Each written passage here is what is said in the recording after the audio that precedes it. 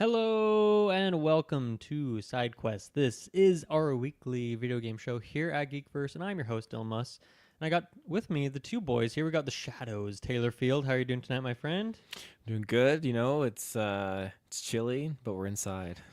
that is true. We do usually have we ever podcasted outside? We have a couple videos that were recorded outside. We've never podcasted outside, have we? We really got to set up a patio stream sometime. We and have do a Travis gone. We podcast can do it episode. now. We can make our own rules. Yeah. He's always containing us in the indoors, but now we can go outside. I'm sure there's no potential for loud noises outside, like horns Breeze. or dogs or wind, crickets, things like that. We could have natural crickets, not like classic movie edited in crickets that always happens. I feel like you need a tent to limit some of the wind and just other factors that could be messing with the audio. But plus, I guess just setting up all the cords and everything, that's a hassle with make sure you got a good internet connection. But we can figure it out. Yeah. Before the podcast dies, we'll have to do a outdoor cast. At least once. We also have the upcoming Kirkland Patzer with us, who's about to take a nice big swig of that tea. How are you doing? This is actually coffee, but I'm doing great. What? This is a big thing. 8 o'clock? This is a big thing for me. I just got decaf. This is my first decaf brew. So Sorry, can you tilt it down? It looked pink, but maybe that's just the mug. That looks pink. I don't want to pour it. Yeah, don't pour it on your computer, please. Okay. It's not pink. It's just probably the lighting effect. It's a little It's bit an of an illusion. orange tint for my light right now, so that might Mhm. twist it around. But no, I love coffee, but I'm like trying to. Not that I find I have like a caffeine problem because I don't have like a lot of them in a day. I don't do energy drinks or anything like that. But I just love a good cup of coffee, especially at nighttime. It's like, oh, I could totally go for a nice hot beverage, and I prefer coffee over tea most of the time. So I just straight up bought a tin of decaf, and I'm like, that's just gonna be my thing now. I'm gonna have like a little like afternoon decaf, and I mean the first one's hitting good. I like it a lot. Just don't mix up Nice. the batches. I guess that's an important factor. Yeah, true. Or else you'll be up till 2 a.m. But I'm doing good. I'm happy to be here. I mean, I got my yes. hot brew. I'm excited to talk about 2025 games. Yeah, it's a good time. yeah, it's the first episode, first SideQuest episode of the year. And as usual, we like to start off the year. Usually we either do like what are the games you played over the winter kind of break, quote unquote, or we do like a preview first. And this year, the preview is coming first. But we'll also talk about some of the games that we have been playing. So we're going to go through, look at every month, everything that's coming out, and then some of the things that kind of have been announced, but may don't necessarily have a month or date yet. And then we'll pick our top 5 most anticipated for the year. So it should be a fun episode. Really, plugs-wise, a lot of TV shows still going on, movies, Nosferatu reviews out there. Last year, go check out the Game of the Year episode if you somehow missed that. That was a really good time. And I don't know. There's going to be a lot of exciting stuff. I think we're doing a newscast this week and other things like that. So always a lot going on there. And what else do I want to shout out? Patreon, great place to go. You get episodes early. You get them ad-free. You get exclusive stuff as well, which we'll probably record another one of those this week as well. Bread and butter of an unknown topic. You just got to subscribe to find out.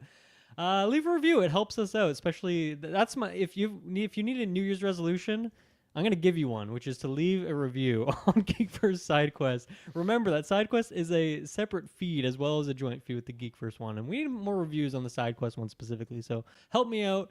Give yourself a nice, easy goal to accomplish that'll take you 30 seconds. And everyone will be happier for it. So that would be great. And I don't know. I think that's pretty much it. I kind of want to talk about some of the games we've been playing. So who wants to kick it off? Maybe, Taylor did tease something that I'm very curious about, and Kirkland is too. So, Taylor, tell us about this Call of Duty update. Yeah. It's Squid Game. I'll just put that out there now into the ether. He said it. I just came hot off finishing season 2 of Squid Game, so I was definitely in the zone for it, and they just dropped it. And they added a whole bunch of multiplayer modes. And they added a bunch of multiplayer games, I should say, like a playlist that has Squid Game based rules, which I don't exactly understand that because I haven't tried it. But the only thing Korean. I have done, You just don't understand. It's all Korean. Yeah.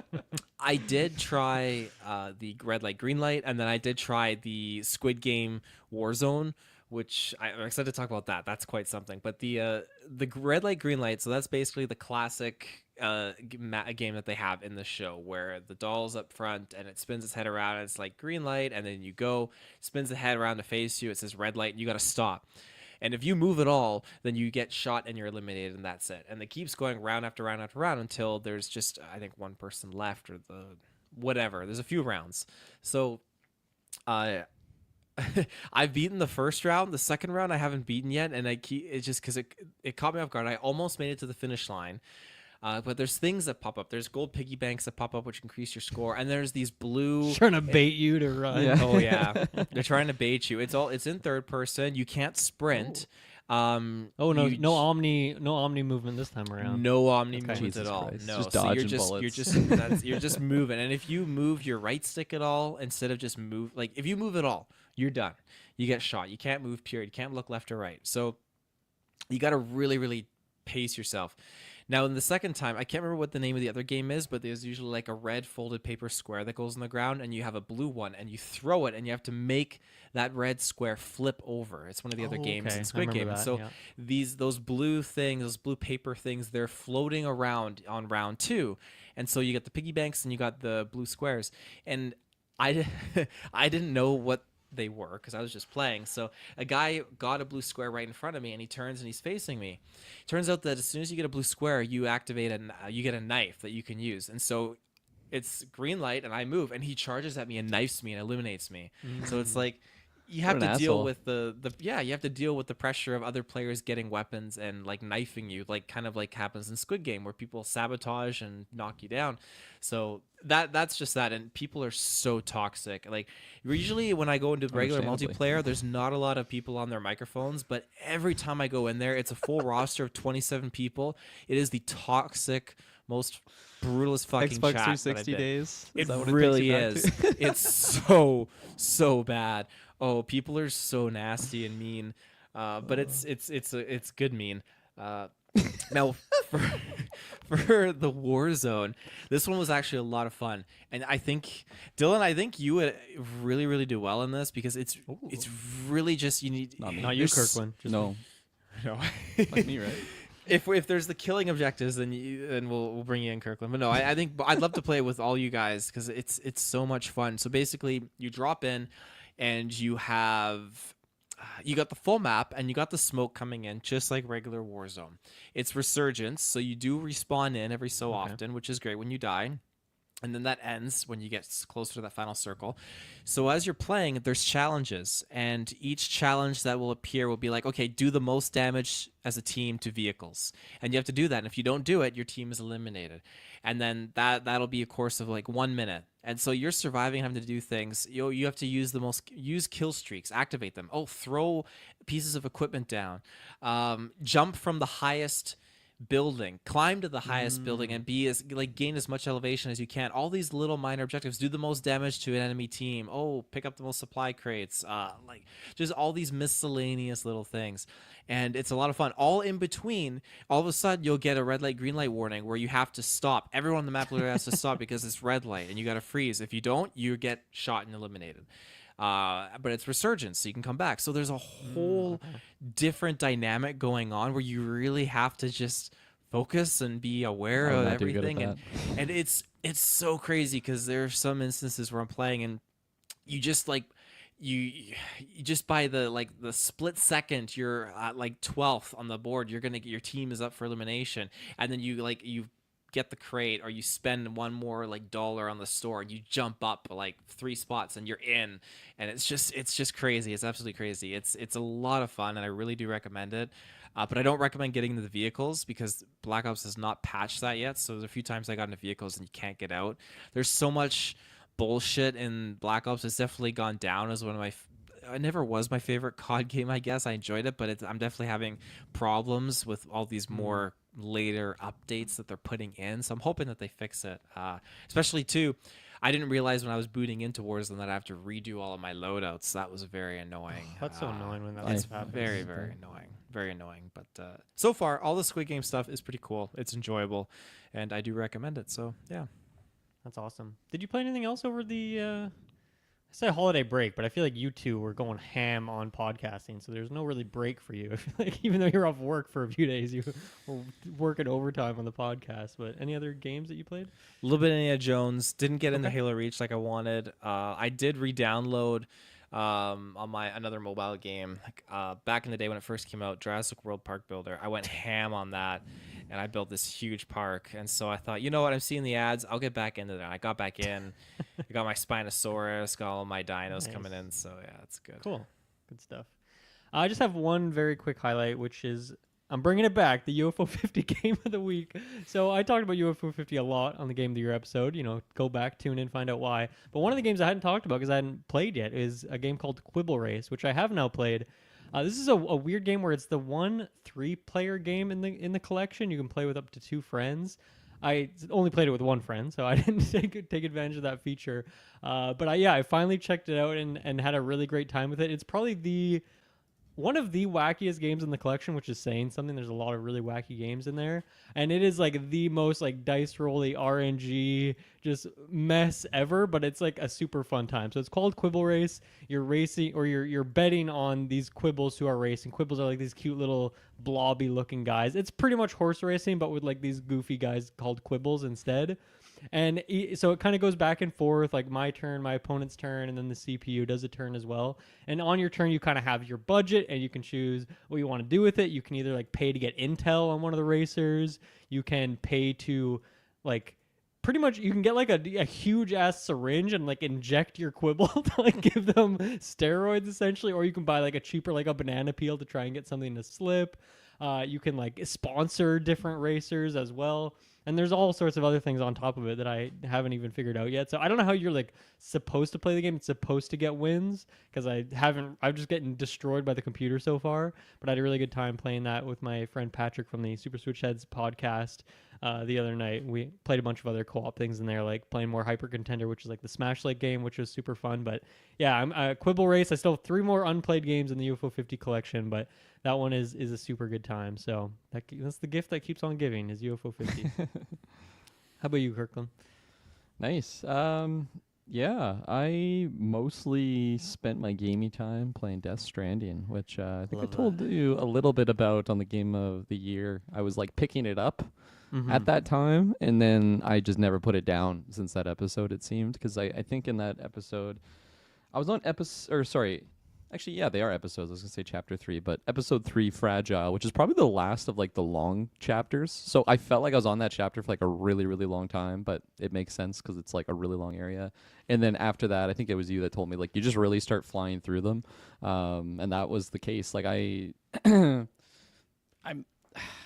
think I'm entering like the last part, Dylan, if you remember. I'm like passing like the Tar Ocean right now, if you remember. Okay, that does sound pretty late on, I would assume. Yeah, so like I finished like all the mountain stuff in the snowy area. Wow, yeah. And I just you freaking trucked through this thing since we talked last week. That's crazy. No, I I was not exaggerating. I was going super hard. It would be like one of those things where it's like 2 a.m. and I'm like, okay, I gotta go to bed here. And I'm like, okay, well, let's just finish my route here, and then I do some things. Then I'm like, okay, well, now I know what I want to do, so let's just go this area. And then like another hour and a half goes by, and yeah, I got so hooked on that game. And once you get into like episode 4-ish, I feel like the plot really starts like not really unraveling, but just like revealing more of like what is actually going on in the universe. Like I had no idea what the hell was what the Death Stranding was, or any of these characters, what the BBs were, what the BTs. Like I just had no idea anything until they really started having these like heavy dialogue sequences with just these like phenomenal mocap of these actors that are like doing. And there's just wild things in this cutscenes. People are always giving me a thumbs up, like in the cutscene, and then like you get the plus 20 likes or whatever. And I don't know. I love that game so much. Like it's crazy. It took me so long to finally jump back into it. I haven't completed it yet. I was kind of, I wasn't really like struggling to get through like the ocean, but I'm like, okay, this is kind of annoying. So I'm going to maybe just go back to building some roads. So I spent a long time on my last session just like building the roads up to where I was kind of at, especially once I unlocked like the truck and like just fully loading my cargo and just carrying so much more stuff, and then like really planning out my routes. I had like a pen and paper, like doing math, so I knew exactly the materials that I needed to like actually like min-max my deliveries. And like it was so satisfying when it worked out. There was a couple times where I was short like 40 ceramics, and it's like, God damn it. Okay, and then I'm like I'm just looking around in the wilderness for these 40 ceramics. I know they're around somewhere, but yeah, I I'm loving the game. I'm loving the game so much. I'm a little bit nervous for it to be over, but I'm glad I'm like getting through it now. Now that we're getting Death Stranding 2 next year, like it's on the horizon, so I'll be ready for it to drop. I'm pretty happy that I made some good headway into it, and I really wasn't like rushing through it either. Like I just felt like I was at like a natural pace, but I mean, clearly I was advancing pretty quickly. But the mountains are insane, man. Like once you get in those So much snowstorms, fun. It's such a fun sandboxy area. Like replace the sand yeah. for snow, and it just feels like such a Wild West out there. It's so fun. I It's felt like so the much harder, too. fellowship. I felt like the fellowship at parts Yes. just getting defeated by Caradhras. Like we have to go under Here's the mountains. Saruman We in can't the do distance. this. Yeah, there's a foul voice in the air. The way you get like so intimately familiar where you're like, oh, okay, I know that Yeah. rock there, I can do like if I get really close to it on the bottom left and then I sneak up just around the right side, I should be able Yeah. to get around it like every time. Or like, oh, I got a ladder and like it took 15 minutes to get this ladder set up, but now it just changes the whole game. I just and then like going down is such a fun thing there too, like using the wagon thing and just like snowboarding down to get to I've places never even quicker. really used that one because I Oh, find you like I'm gotta I'm- do it. It's so. yeah. I mean, you know, it's recipe to get your shit flying all over the island. I'll or do it over with the no mountain, but cargo, it's So maybe. much fun. Just just to get the hang try. of it. Yeah, because like I was talking to good old Hidalgo about this because Yeah. he's a big Death Stranding fan, but like I haven't even used like the cargo cannon yet. I haven't even used like the zip line or anything. Like there's a lot I of never mechanics used the I zip haven't even line in my touched. time in that game. Yeah. Because it's like you have to get to the two places to set up a zip line, right? So Yeah. it's like, well, I've already been there now. I don't need like Yeah, the zip line anymore. I'm exactly. sure there is points if you're gonna keep doing runs over and over again, but yeah, there are, as we talked about in that episode, like there's so much in that game. I like Yeah. you're such a good hype man for the games you're passionate about. Like I just want to get back in there, but I also know like, well, one, I don't know if my save would transfer from PS4 to PS5, and also I have Death Stranding physical, and I didn't get the physical PS5, and then it's like Death Stranding 2 is coming out like next year Oh, probably, okay. so or this year I guess at this point. So I feel like I'm just gonna wait at this point. But yeah, I miss that game. It's been a few years now. So I mean, I played it in 2019, so it has been a long time, right? I'm Yeah. itching to get back in there. No, 100%. I'm just so curious at what mechanics and stuff they're going to introduce for the next game. I imagine it's going to be like just Yeah. major quality of life things. We haven't really Something- seen much of that from trailers. Like we don't really have much of an idea. I don't think of like new Yeah. equipment. We've seen some new types of environments, but you know, I think Mhm. that stuff won't really affect a whole lot. It's Yeah. more into like the equipment. Something that like I wasn't really thinking about it while I was playing until I was like getting through the mountain areas. I'm like, oh yeah, there's not like a day and night cycle in this game. Like this is like they have such like dynamic weather with like the rain and everything, but there's never like nighttime like sequences, which I feel like that game could just get so much scarier if there good was point, nighttime yeah. sequences. So Nice. maybe that's something that they That's could not a add in detail I the next game. remembered, but that's a great thing to add into a sequel. for Yeah, sure. no, and like they already have such big emphasis on the weather, right? With like, well, when you go to the mountains, it's snow. Which at first I didn't think it was actually timefall. I'm like, this is perfect. It's not wearing down my cargo. And then like the little hint pops up. It's like it actually is worse than regular rain. I'm like, yeah. God damn it! So I'm always packing like 5+ container repair sprays and. No man, like Sorry, quick question. Isn't there a lot of stuff in that game though? It's like you have 5 days to do this quest, or it's gone, or you have to deliver things in like a certain amount of time. like there's priority shipments, but they're usually like an hour or something. Like you have to get this to this Okay. place in an hour max. Sometimes they're less than Yeah. that. There's a couple times when I like actually had to like gun it to my destination, which is always dangerous in the snow. But yeah, I don't really remember like a multi-day one. Maybe that's like a premium contract. I don't think I've really done many of those, but there was 2 different times in my hardcore over the Christmas break binging session of this game that I literally just like quit the desktop. Like I'm done with this game. I was so mad. I just climbed like the top of a mountain and I had like my 2 carriers with me, like full of cargo. And then I went to climb up a rock and it like slingshotted my one like cargo thing. Like I don't know, sometimes it can be a little bit weird with the elasticity of like your tethers on your it literally just shot it down the mountain. And then I like quickly turned my character around because I was just like trying to process what was happening. And then in doing that, I like fell off of the cliff and then just like started rolling and lost everything that I had. Like all of my cargo just went all the way down to the mountain and I just turned off the game. I was Oh, like, yeah. fuck this. That's I'm definitely so happened mad to me right now. too, yeah. Or like and a then- couple things falling into the river, and then you're like Oh, just trying yeah. to catch up to it, but then you start floating. It's the whole mess. Yeah, there's a couple times where that happened. Where I was just so mad. I'm like, no, I can't like redo that. I can't even load the save. Like, I just have to come back tomorrow. I need a break right now. This is too much. But no, I'm truly loving the game. It's so fantastic. And the first time I actually had like a Mads sequence, like other than just like the the little glimpses that you have like through BB's eyes. It like I totally forgot about the early teaser trailer for like Death Stranding where you see him like as a commando like with a gun, and I was just like, holy shit, I can't believe how long ago that was, like that teaser trailer for Death Stranding. Like I remember we're at E3 or covering our E3 that we would do back in the day, rest in peace E3, but man, it's just like this that is might have been back in an like old game now. It's 2017 crazy. or something, or 2018 at the latest. And we had no idea what it was, and like I still don't really know what's going on. I kind of have a better glimpse, but like it's still like just crazy world building and everything that Kojima is able to make. Like it's just mind blowing. Like the world crafting of the environments is amazing, and the mechanics are amazing. But then like once you actually like have these characters breaking down the science of like what's happening with the beaches, and you're just like, man, this is like a deep sci-fi writer here. This is some like Dune Prophecy type world building that he has. Like I'm just so impressed, and obviously he's well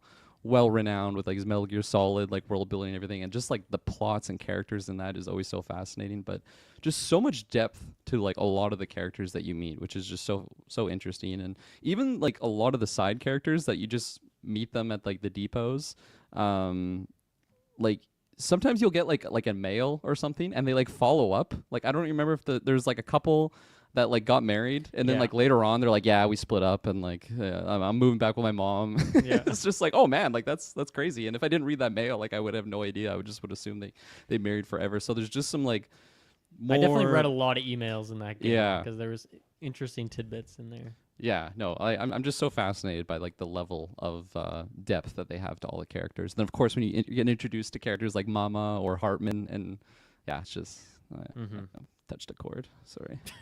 You don't have to see me. And with that, I'm done. I'm done my Death Stranding. The connection has been severed, just like in Death Stranding. Right on. Yeah, that's some good highlights there. Let's take our first ad break, and we'll be right back. Okay, we are back to do the 2025 video game preview. We are going to go through and take a look at not every single game that's releasing, but we're going to go through this calendar and point out the interesting things that are relevant. And then at the end of that, we're going to come together and make our individual top fives for most anticipated. I'm going to go off GameSpot's list. I used to go off Game Informer, but Game Informer got shut down last year by GameStop, not to be confused with GameSpot. So very confusing how that all works, but now GameSpot has the best one, whereas Game Informer had the best one for a few years. So that's how I'm going about this. All right. So, and also, if I skip past the thing, guys, feel free to just shout at me and we can go through it. But I'm just going to call out the things that I think are the most interesting. I think the first kind of major release of the year, and it's maybe not even that major, is Donkey Kong Country Returns HD. So this was originally a Wii game, and then it came to 3DS with like a different version there, and then now it's coming to Switch finally with, I believe, or was it a Wii U game? I think it was a Wii game actually. Yeah, Wii into 3DS. Maybe there's a Wii U version in there, and now it's coming to Switch finally with, I don't know, I guess kind of an amalgamation of the two versions of the game. And this is a game I actually talked about on Sidequest last year. I picked up for 3DS and was playing through it. I played through it maybe like half the game. Do you guys have any interest in this one? It's been a long time since we got a new Donkey Kong game, and it's unfortunate that this is kind of the best we're going to get. Maybe the Switch 2 will have a little more delights for us, but any interest in this one? So it's not hitting the needle for me. I don't know. I was peaking for the Peach release last year. That's kind of more of the Mario character that gets me excited for a new game. But I don't have like a lot of nostalgia with Donkey Kong Country. The one that has nostalgia for me is the one with the bongos. Which one was that on the GameCube? I think it was Jungle Beater, bongo. Jungle Beater. Yeah, my cousin had that one. Donkey Konga. Yeah. And then DK Racing. Like those are kind of like my DK experiences, other than just Smash Bros, of course. But yeah, no, I've never actually played those rhythm games. I've only ever just like tried to play Melee with that controller, which is of course a total. Do people do that? Just not like in tournament, but like if you're at a friend's house and you're drunk and you're only play Melee for 5 years like what I did, you know, you try and find new ways to engage with the game. Because it has like there's like a little button, a little few buttons on it, and it's then like the Guitar Hero guitars, same sort of thing. I think if I remember correctly, if you clap, because it has like a microphone or something, right? If you clap, it like that's how you shield, which is not great because like it will shield for like a frame, so you have to get like a perfect shield. It was a mess, but you know, good times. Nice. Yeah. Okay. moving on here. I actually picked out this game I'd never heard of, but just looking through the list was a game called Things Too Ugly. I was like, that's such a weird name. I wonder what that game is. And that actually looks really cool. Like I watched like the trailer on Steam, and the premise of it looks like you're kind of, it's first person. You're going to this place, which is like this weird night shift, and you're going in to do some work. I don't know if you're like a security guard or something like that, but it seems like there's a lot of like you're navigating like a computer terminal, computer screen. There's a lot of like weird devices and stuff, and it seems very mysterious and weird. So I threw it on my wish list. It looks interesting, looks kind of weird and cool. So that one's on my list. That's called Things Too Ugly. Don't forget that beautiful, beautiful title. Skating along a little bit to Final Fantasy VII Rebirth is coming to PC on January 23rd. Don't know if there's much to say on that, but it's coming over. I feel like that game, did it come out? I thought it came out in like February last year, so like less than a year's exclusivity, but like just barely. Seems kind of weird. Maybe there wasn't that long of an exclusivity window on it or something. That's like a two-parter game, right? That's the second one, yeah. That is the second one. Okay. Yeah. Yeah, no, it's weird because like I have a select few friends on my friends list that are like always playing these Final Fantasy games, and I feel like I haven't seen anyone play Final Fantasy VII, oddly enough, of all of them. But yeah, I kind of just forgot about that. Like I thought part 1 came out like a while ago now, and then it did. It's actually in my on mind, the PS Plus thing. I gave it a download because I subscribed to that, and I have some things I've been playing from there. I'll share next week, I think. But cool. I might finally jump in and check out. I mean, it doesn't have Rebirth; it just has part 1, but I'm sure part 2 will be on there eventually. So yeah, for sure. Yeah. Have you guys ever played this Star Wars game? Star Wars Episode 1 Jedi Power Battles, a game I had never heard of. Come on. I had that image saved in the GV drive. That was the one with what's his name? Is it Plo Koon? And then because I was saying that he had like an orange lightsaber. This came up on like a Star Wars cast, and it's like, no, he doesn't actually. And then I pulled up the screenshot from that video game. I got this for a birthday party.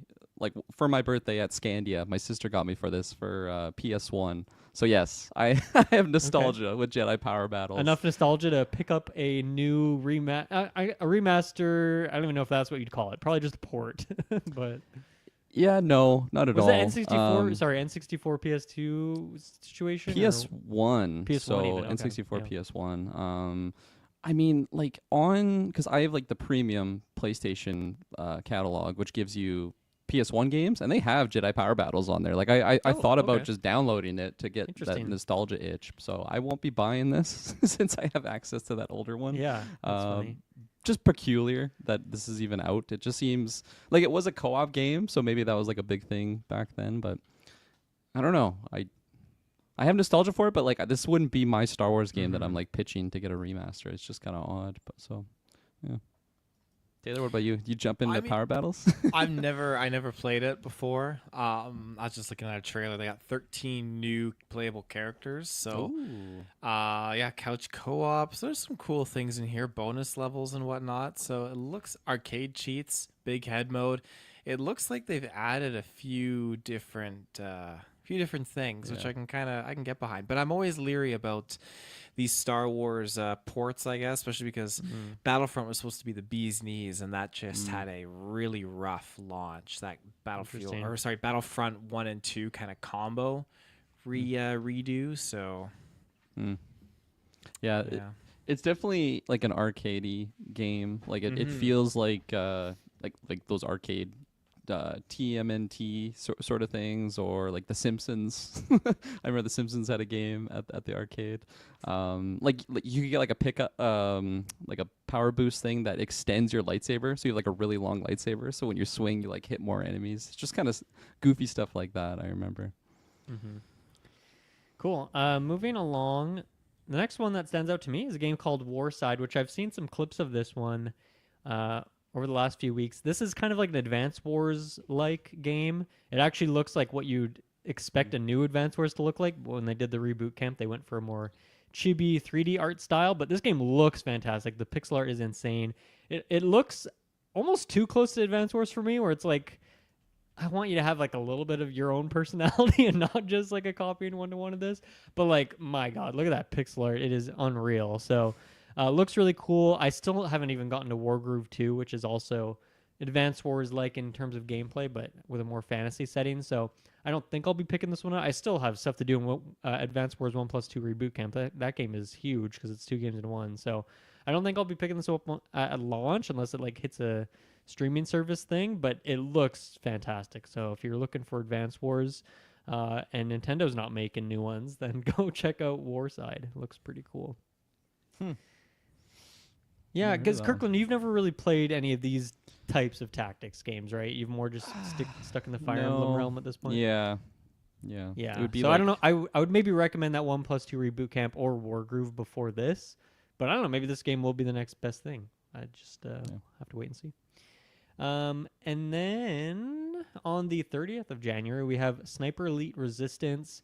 So this kind of seems like one of those games that's like a bit of a half step. It's not quite the next Sniper Elite 6, but it's maybe going to be like half a cheaper price or something like that, like a $40 game, shorter campaign. That's at least what my read on it is. I think you play as a different character in here. I believe this game is confirmed to be coming to Game Pass day 1. It's also coming to PlayStation and PC and all that. Not Switch, but everything but Switch. I am going to be playing this day 1. I've been really loving Sniper Elite lately, especially Sniper Elite 5. Was such a fantastic game. So I'm definitely going to pick this one up. I'm very much looking forward to it. I'm even going to write... I haven't decided on my top 5 for the year yet. I'm going to write that down. I don't know if it's going to make it, but I am very excited for that. How about you, Kirkland? I know you've played some Sniper Elite in your day. Any interest in this new one? I mean, it looks enticing. I haven't really played any of them other than the 3rd, though. And on PlayStation Catalog, they actually have 4, maybe 5 as well. So do they have 4 on there? Ooh. I'm pretty sure they have 4, if I'm that. not mistaken. I bought Sniper Elite 4, like a 360 version, and it's not backwards compatible on Series X, but Sniper Elite 2 is. So I'm like, what? So the weird. older game is back compat? Like, that doesn't make any sense. So if it's on there, I'm gonna definitely check. I remember on PS3, my PS1 games were backwards compat, but my PS2 games they just wouldn't work. It's weird how sometimes it just doesn't work with the previous gen. But maybe one day. I don't know. I feel like Hitman is kind of taking the priority on like a stealthy sniper-like game over. Yeah, what am I doing? I don't want to pull you away from Hitman. I should just shut up. Let me get through Death Stranding, and then we'll focus on Hitman, and then we'll go back to the tactics vein. We'll do that. You got to play the Hokkaido mission before winter's up, okay? Yeah, it's still snowing on the ground. We're still skiing, so we're good. And then Spider-Man 2 comes out on the same day, January 30th, on PC. So that's where the port's happening. Taylor, you gonna pick that one up and jump into Spider-Man? I've got Spider-Man 1 and the Miles Morales on my Steam wish list, and I'm just waiting for there to be a really, really good sale. And I just feel like the sales that I see What's is the just cheapest going they've gone? 50% off? around $50. I feel like I've missed like it. 30-40% off. Yeah, I haven't seen it go anything lower than that. If it gets to be around like the $30 range, I feel like I'd feel comfortable getting it, just because it's a much older game now to get that first Spider-Man, and I do want to play more of it. But I didn't realize Spider-Man 2 was going to be coming to PC, so that's pretty enticing, and hopefully that'll nudge the first one down in price a little bit more, so I can get it. Yeah, it does seem a little soon for me, honestly, because I think that one came out was it November, Kirkland, when that game came out? November of 2023, of course. Yeah, I think so. Because the first one was that's September, like pretty much a year and 2 or 3 months, which, seems pretty fast for the ports. But, I mean, it's doing well for them, clearly, if they keep doing it. So that's good to see.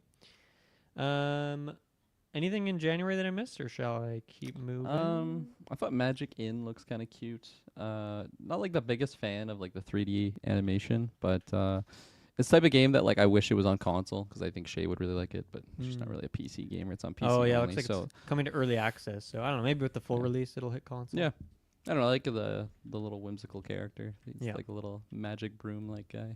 Yeah. Looks cute. Someone in the chat, which I can only assume is some crazy Roman numeral, asked, "What's coming February 1st?" And I hate to break it to you, but nothing according to this list. There's nothing coming out on, which probably means it's like a Monday or Tuesday or something, or maybe a Saturday.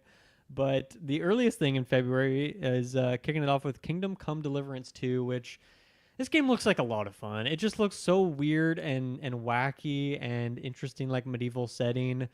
I don't know much about the first one. I think the first one was like just okay, but this one does seem like visually it looks like a big step up. So this is one I really want to play. I just don't know if I can justify $90 on a big question mark. But I'm very excited to hear reviews for it and see if it's lives up to the hype. Because if so, it's definitely one that I would want to pick up eventually. It just looks cool and unique, honestly. Even in it's crowded like genre, it actually looks like it stands out in its own way. Yeah. I played the first one a little bit. It was funny. It was one of those games where like way back before Sidequest was even a thing, you know, early days of maybe even before podcasting, when I would just watch like the video games that are coming out. Maybe like E3 had like a little preview something, or someone like compiled all the E3 releases. And I remember just seeing like early videos for what Kingdom Come was, and I just thought it was so cool. It looked like very realistic in that medieval setting. And then like years, like probably 5-6 years later, I eventually got the first game, and I really did enjoy it, but it is a slower paced game. Like it is definitely more realistic. There might have been fast travel, but like I never really did that. So I just remember it like taking a while to like do a lot of like the fetch quests and stuff, but a lot of cinematics and everything. But like the combat was really strange too, because it's not just like a hack and slash. Like it's very like slow, and is it like Chivalry a little bit in that way? Yeah, definitely pretty similar to that. Like when you're going for like pokes to the head and stuff, like it's really like about the timing of that. So I don't know. I enjoyed the time I had with it. It felt maybe overwhelmed by just how big it was, and maybe how slow it was, but. I don't know. I haven't really seen too much about the second one though, but it is cool that they are releasing another one, because, yeah, they had like mocap actors, if I remember correctly, for the first one. Like they had really great cinematics and everything, and of course there's betrayal and in the storyline, of course. But yeah, always some of that. And then we have on February 5th, we have Rift of the Necrodancer, which I feel like I've not heard this announcement of this game. I'm sure we talked about on SideQuest and I just forgot, but this looks like the next game from the team who makes Crypt of the Necrodancer, and then after that they made Cadence of Hyrule, which was like that rhythm-based dungeon crawler, and then Cadence of Hyrule was the Zelda kind of skin version of that. And this is their next game, and it looks a lot different. It looks like more of a Guitar Hero type setup with the classic notes flying at you. But still, I'm sure some of that rhythm game. Seems like there's a lot of characters and story element to it as well. I gotta say, I don't really like the art style as much as the pixel art from their other two games. But that's cool that they're coming back. I know Briggs is a big fan of Crypt of the Necrodancer, so. I just picked up Crypt of the Necrodancer, actually, like over the holiday. It was on. It's been on my wish list for a very long time. You know, shouts out Hidalgo. He was a fan of that first one and was showing it to me. So I think at that point I just wish listed it, and then over the holiday it was on really good sale. So nice. I'm excited to jump into it. Yeah, I played Cadence of Hyrule, the Zelda one, and I just found it really hard. I was just so bad at it. I'm sure if I spent a few more hours with it, and obviously with the Zelda version, you get some more like Zelda-y type music, which is always cool. So yeah, really unique, interesting game. This one looks a little less unique, I gotta say, just because it's a little more Guitar Hero coded, but maybe that'll help them reach a wider audience. Taylor, are you going to be picking up Ambulance Life, a paramedic simulator on February 6th for your Xbox Series X? You know, I'm always down for a good simulator. Probably the last one I played was a golf simulator. Oh, okay, I was going to ask. Ruben used to always hook me up with simulators. I go over to his house, be like, Taylor, check this out. We'd be playing like semi-truck simulator. Sex simulator. Taylor, come play this with me. VR headset. He had me play one of the hunting simulators. Maybe it's just like a hunting game. And they can be a little slow, I'm not going to lie. This one seems like it could be traumatic to play this game, but unless it's super goofy and like if you let someone die, that's not like traumatic, but instead it's just like funny. But like I don't know, we'll have to see what the tone is of this one. So keep an eye out for that. There's definitely like a spectrum of those simulator games where like Surgeon Simulator, is just Yeah. ridiculous when you're just pulling guts out and stuff, and like the controls are very goofy. But then there's like American Truck Simulator, which like people take very seriously. Yeah, hardcore. I realize sim, people you know. make like giant rigs. It's just like, just be a trucker, man. Like if you like it that much, just be a trucker. But I digress. I don't know. As I've said many times before, like doing video game chores, love it. Doing real life chores, don't want to do it. It's Very more true. fun when you're getting points and you can turn it off at any point. Anyway, we don't need to spend more time on ambulance life. So let's move on to I think my first and maybe even my number one most hyped game of the year on February 11th is Sid Meier's Civilization 7. One thing that I'm very excited about with this is that it's coming to everything at the same time, including Switch, which I'm very curious to see how it goes on Switch. But like my PC sucks, and I don't think it could run this game. But I'm glad that I can play it on. I mean, if it can run on Switch, maybe it can run on my computer, I guess. But I can't wait for this game. I think they're going in some really interesting directions. I didn't love 6 necessarily, but I saw someone say this recently that like the odd numbered Civ games are the best, which I actually agree with because I also love 3. 3 and 5 are like my favorite ones, so maybe 7 will be the next one for me here. But yeah, I think they're doing some really interesting mechanics. I love the visuals of it, and I think some of the things that I didn't like about 6, not that they're undoing them, but they're just kind of evolving or going in some different directions. So very, very excited for this. I feel like that's going to be a game that I'm going to spend just way more hours than I should with. I'll probably put hundreds of hours into it, hopefully, because 6, wasn't quite there for me, but I still played a lot of it. So that is super duper big hype for me. Anyone want to pick it up and play with me? Run a campaign together? Any No. takers? I got Civ 5, I think. The goat. It was literally like $1.9. Like that's how cheap it was. Like it was like a 95% off sale, and I just had to do it.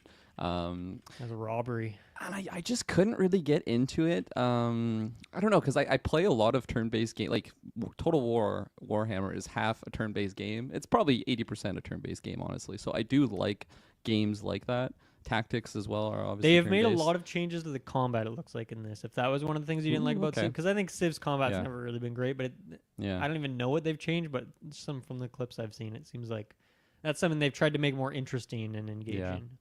I think it's just because of my RTS roots, I'm just such a, like, I need to see the battles actually happening. Like, I got to see combat going on. I can't just put my army block or hexagon, whatever it is, whatever shape they use, out in front of the city and just win it that way. But I don't know. Like, I was even looking at 6 because it was on again. It was probably like $1.90. They keep getting me these $1.90 sales. I'm like, geez, I feel like I just have to get this. But no, the Civ game I played the most is Beyond Earth, which is probably like one of the worst ones everybody says. But for whatever reason, I was doing a lot of co-op campaigns with a friend at that time, so the power of friendship can really boost a gaming experience. True.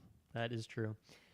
Taylor, I'm sure you're going to be picking up Assassin's Creed Shadows, and I probably will too because of Ubisoft subscription service. Where are you at with that one? Where's the hype level? The hype is there. I'm just bummed out that it got delayed. Bummed out that it's going to be dropping on Valentine's Day. Madison's like, yeah, I called dibs before Ubisoft. So sorry, babe. I got right. Shadows to slay.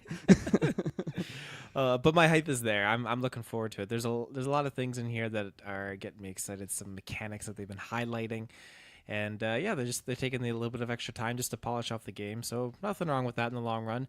After the kind of soft reset with Mirage, just kind of going back to formula, it has got me really, really pumped to see what this game is going to entail.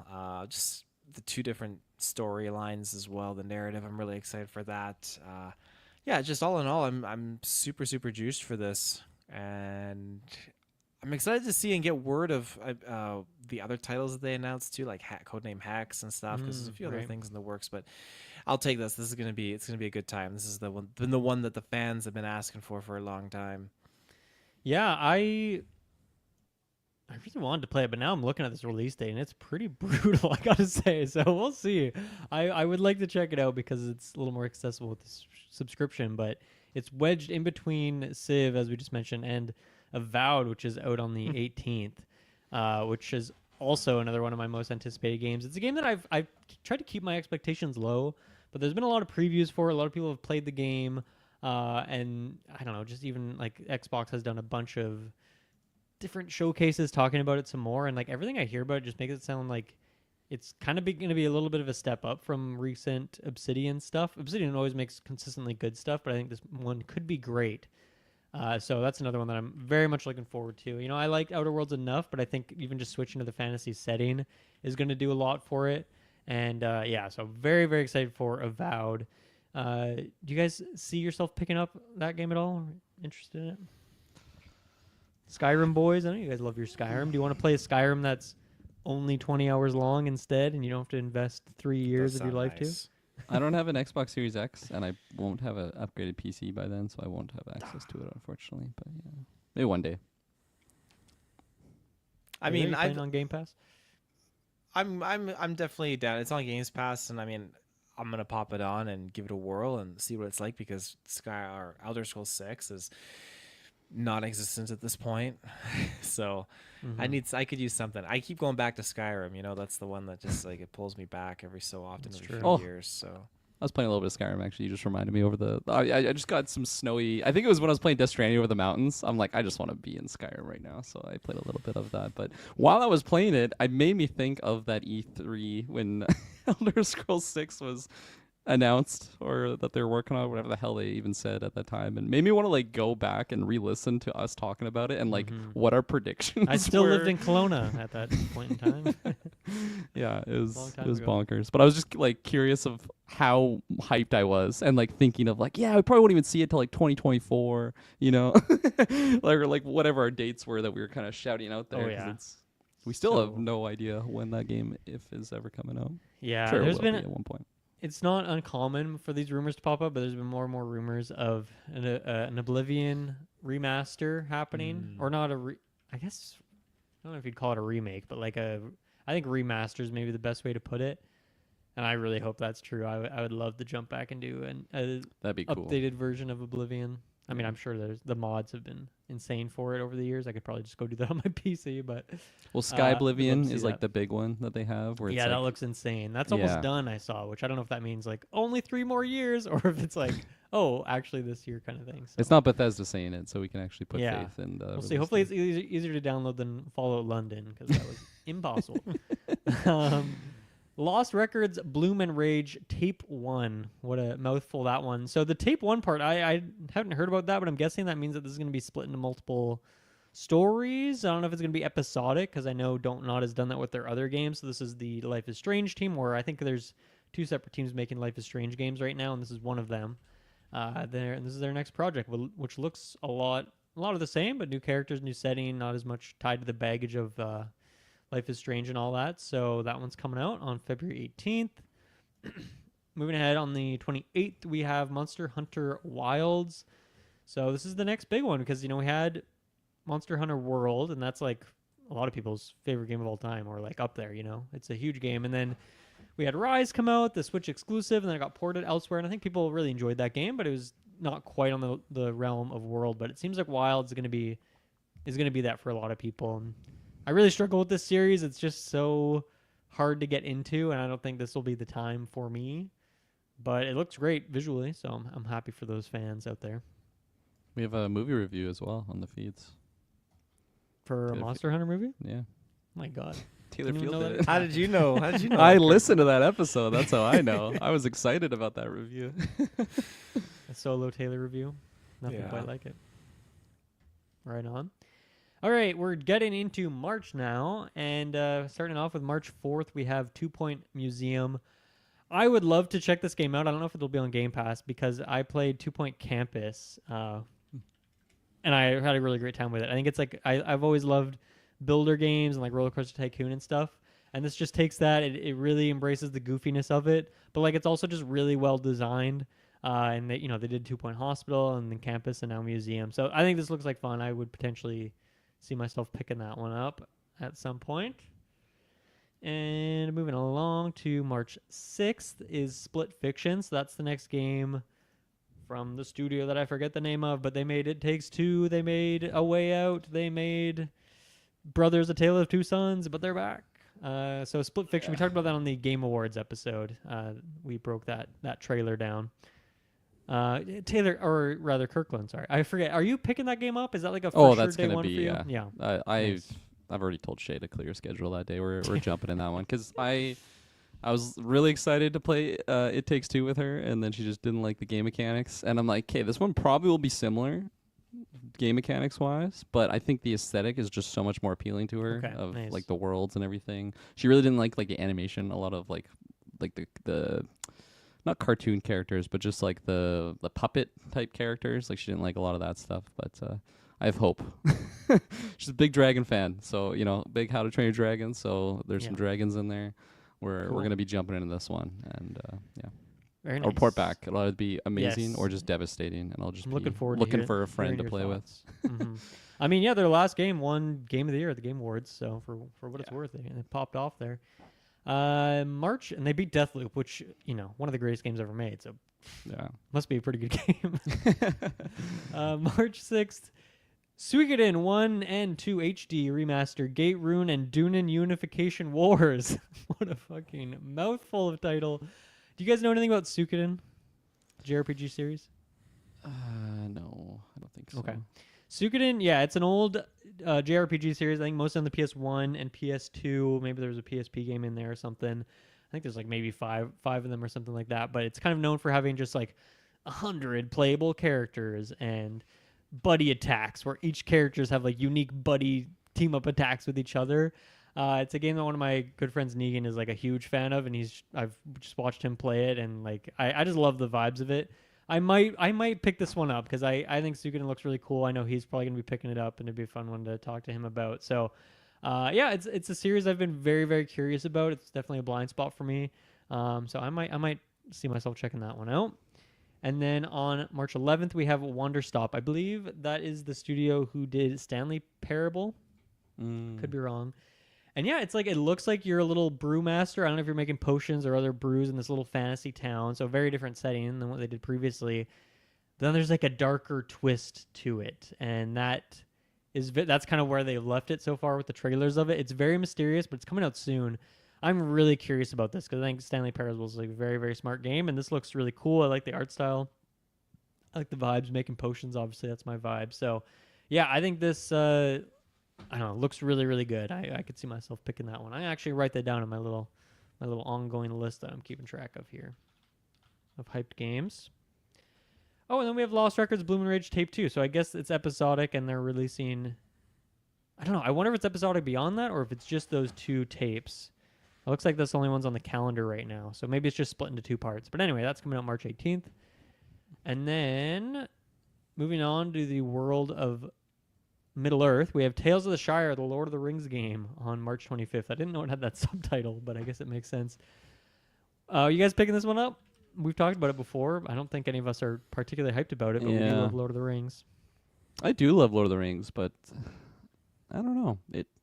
Not for me. Yeah.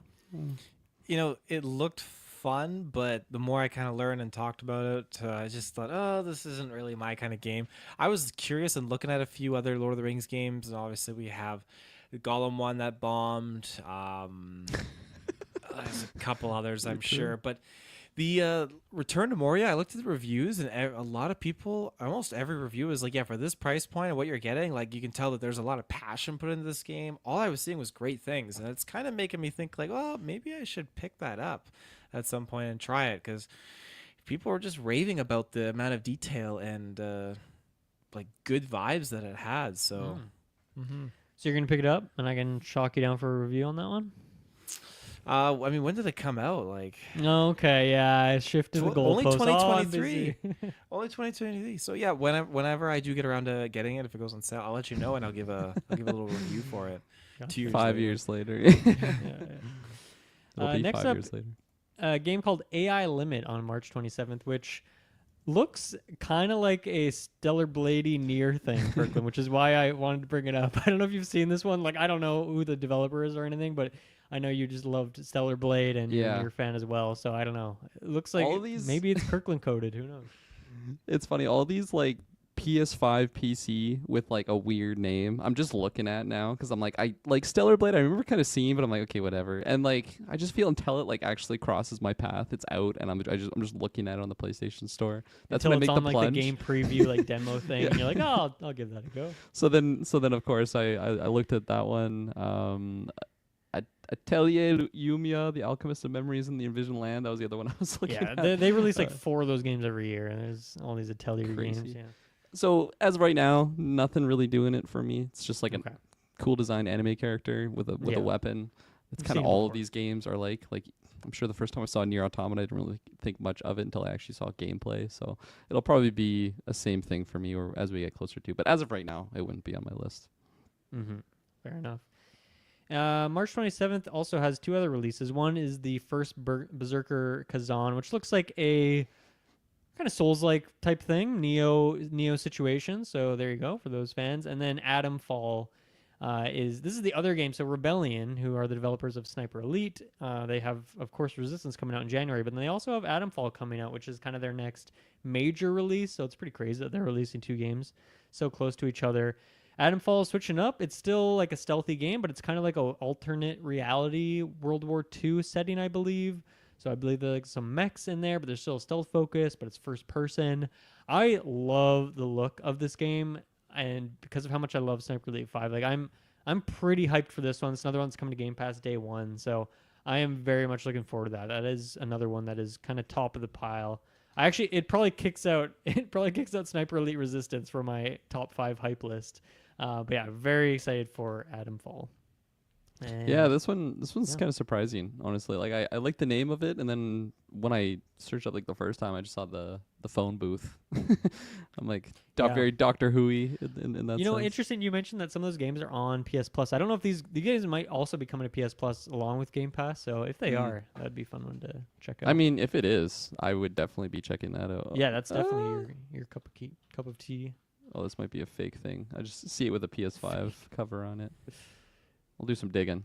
I mean, yeah, I'll it is look into coming to those consoles. I just don't know if it's on the service. And then Fatal Fury. We're jumping into April here. Fatal Fury: City of the Wolves on April 21st. So that's kind of a legendary fighting game franchise that I think has been dormant for quite some time. So get a new one coming out there. Looks cool. And then we only actually have one more dated thing for the year, at least on this list, which is Double Dragon Revive. I don't really know much about Double Dragon. Another kind of old school franchise coming back, so that's interesting for that fan base there. Did I skip anything on the dated things, or? Yeah, there was one I wrote down. Wizarddom, March 5th. I don't know if you tell me saw that about one, Wizarddom. Dylan. It's I saw the PC name. only. I think it might be early access right now, just because I've seen some like reviews. But Ooh, this looks cool. it looks really cool. It's very like original Doom or like Quakey, but with a total like fantasy element where you're a wizard. And like the price point says $15 right now. Like if that remains, like I might just be jumping on that honestly on release. Like it looks like I would get an easy $15 worth of fun. Yeah, it out looks of like it. it's in early access right now, so I don't know if that release date. Oh yeah, This might it's be the leaving full early thing. access March 5th, so that's when it's Okay. officially hitting 1.0. So that's cool. Yeah, so I mean, I've wish listed it now that I've seen it, so I will Me be as following well. it. But yeah, it looks pretty cool, and I don't know, just some fun times in there. I can't tell if it's a roguelike or if it's level-based situation, but I imagine looks- it's got like a looks linear great. story. looks great. Good show Yeah. out there. Okay, let's take our next break, and we will be right back. All right, we are in the Shadow Realm, No Man's Land, and these games might be coming out, but they also might not be coming out. Who the heck knows? A lot of them have had a 2025 number on them, but I didn't fact check every single one of these. I'm just a guy, you know. I'm just some guy. So let's go through these, and I guess if I skip a letter, maybe that's the way you guys will know that I have looked at the thing and chose not to talk about it. Start with the A's. Look at that. We got 2 Atelier games. See, Kirkland? 2 other Atelier games Wow. in the heap there. I think one of them is actually the same game, but just maybe coming to other platforms. But one game that's been on my radar for a long time is called Agent 64, Spies Never Die. This game is like a modern GoldenEye. Like it has the exact same low poly aesthetic, but just like glass and stuff like that looks a little bit better. It's like made to look old but still looks new. And so I don't know if it's going to be a campaign based thing or like multiplayer, maybe a little bit of both. But like I'm totally down for a more modern GoldenEye, because the worst thing about GoldenEye is that the controls suck in a modern day. And this game I'm sure is just going to have like good mouse and keyboard or just like twin stick sort of situation. So I don't know what the price point is on this one, but I'm always down for a good nostalgia hit. I love GoldenEye, so I think I could see myself picking that one up. It looks like it's embodying like GoldenEye wasn't intentionally supposed to be goofy, but it is just kind of goofy because of when it came out and the level of technology and the fact that it's an N64 game. And when we look back on it and you have slappers only and all this stupid stuff. And so I feel like this game's kind of embodying that goofiness too. So shout outs to Agent 64. Jumping into the B's, we got Baby Steps. This is the next game from Bennett Foddy, who made Quap and Getting Over It. He makes games that have like really weird controls, and that's part of the experience. And Baby Steps is like just that, but it's like 4K pretty much. Like it just looks insanely good, and you're playing this big baby boy, and you're like walking through the English countryside or something. It looks so dumb, but like intentionally so. I'm pretty intrigued by this one, and yeah. I've heard the creator on a bunch of. He's been on the Eggplant podcast recently a bunch of times, and he's just a funny guy. So yeah, I'm pretty intrigued by this one. Yeah, I remember when we first saw like a teaser trailer or something for it, and I was just intrigued as well. And I've actually it's on the PlayStation Store now, like coming next year or whatever it was. So I've wishlisted it there. I am following this game. Yeah. And then actually a similar game called Big Walk. Well, I don't know if it's similar, but it looks kind of similar in that it seems like it's a bit of a journey travel game. Instead of this, you have like weird, freaky looking polygonal characters. This is from the developer of Untitled Goose Game. This is their next follow-up to that, which that game came out in like 2018, I think. So it's been a while since they've released something. And it looks interesting and it looks silly. And I'm also pretty curious with this one. So we'll see what happens there.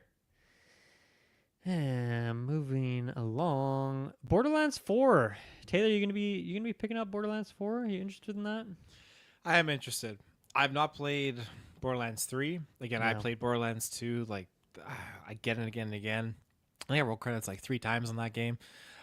Play a bit of Borderlands 1 pre-sequel. Play a little bit. Wasn't very hot on it. So I'm hoping that this one is kind of like a return to form. But I'm excited for it. Mm-hmm.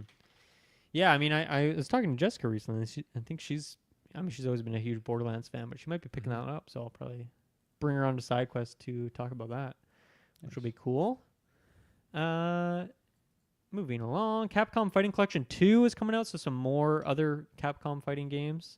We'll see what's in that bundle. This one looks really great. Claire Obscure Expedition 33. I'm going to look up a trailer again for this, but this is I believe a day one Game Pass venture, or at least it was announced with Xbox. Maybe I made up the Game Pass part of it, but really interesting game aesthetically. Beautiful, just first of all. Looks, I don't know, very RPG-like. What's that? What the hell? Charlie Cox is a character in here. Oh, that's awesome. I love that. Yeah, he's Gustav. That's so cool. Yeah, I don't even know what to say about this game. Andy Serkis is in here. What is this game? Quite the cast. It looks a little Persona-esque, a little Final Fantasy. Crazy good graphics. Looks really cool. This looks really cool. I'm jealous of Xbox users, but yeah. I mean, it looks like it's coming to PS5 as well, so check it out. Oh, okay. I thought you said Game Pass, or I guess just Game Pass. I believe it is release. Game Pass, or at least it was announced during an Xbox conference, which I always just assume that means it's Game Pass, but not. Oh, yeah, it does say PS5. Oh shit! There you go. Okay. Claire Obscure. Coffee Talk Tokyo. I love the Coffee Talk games, or I don't know if maybe love's a strong word. I quite like them. The second one was a little bit of a step down, but I'm actually very down for like a switch up of the setting, because the first 2 games take place in the same spot. So I'm excited for that one. That's going to be cool. Moving along to the D's. Death Stranding 2 on the beach. Over under. Is this happening? Is this coming out this year? Yes. That's my heart speaking. More than my brain, but yes. I think so too. I think so too. I mean, I don't know. The marketing cycle around Death Stranding 1 was pretty lengthy. Like it took a while, but I don't know. I feel like this one is not going to be quite the same thing. And I really hope it comes out, because if so, that is definitely a top 5 hype for the year for me. And I'm very glad that you will be on that hype train too, Kirkland. And I'm sure Travis will be picking that one up day one, because I think Death Stranding is like top 10 all-time game for him. So I'm sure he'll be picking up that sequel. So look forward to a spicy review on that one. I'm very much looking forward to that game. It was one of the main reasons I got a PS5 when I did. I was like, I don't want to miss that game. Yeah. I decided I can skip Spider-Man. I can skip whatever other games I had skipped, but I can't skip Death Stranding 2. I got to be on that beach. Gotta be on the beach. Yeah.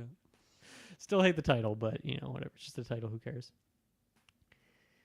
Okay. Directive 8020. I'll quickly shout out that one. That's the next game from the people who do the Quarry and Man of Dawn and all those games. Taylor, if you can help me out, I forget the developer's name. You play all those games, but isn't it Supermassive?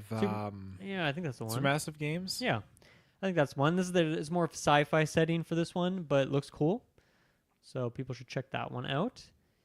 Doom: The Dark Ages, which interesting. This is of course an Xbox first-party game, but it is coming to PlayStation as well. It's going to be, of course, on Game Pass day one. But yeah, it's Doom, but it's in the Dark Ages. What else could you ask for? For me, absolutely nothing. That sounds perfect. I can't wait for this game. I think it's such a fun idea. The trailer had all sorts of crazy weapons in there. I love, high fantasy medieval settings. So mixing that with Doom is just like match made in heaven. I cannot wait for that. I think that's near the top of my hype list as well. How about you guys? Are you interested in that one at all? I kind of forgot about this one, honestly. I feel like I haven't seen a trailer for it, but I just remember seeing the title.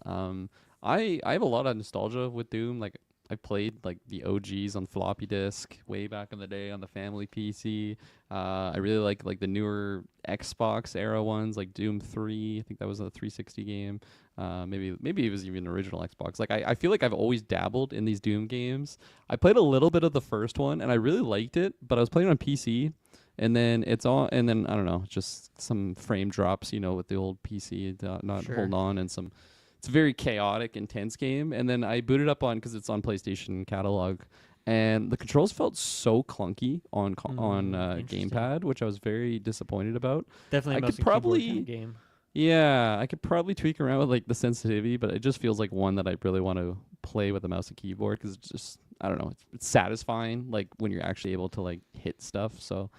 And I don't know, it feels fast and like fun to play, so I don't want to be, limited by my controller, but I want to get through maybe at least the OG one before I would get this. So it's an interest level, but not like a day one, I think, for right now, unless I just power through those games before then, because we don't have a date yet. It could be some time. Mm-hmm. Yeah, definitely.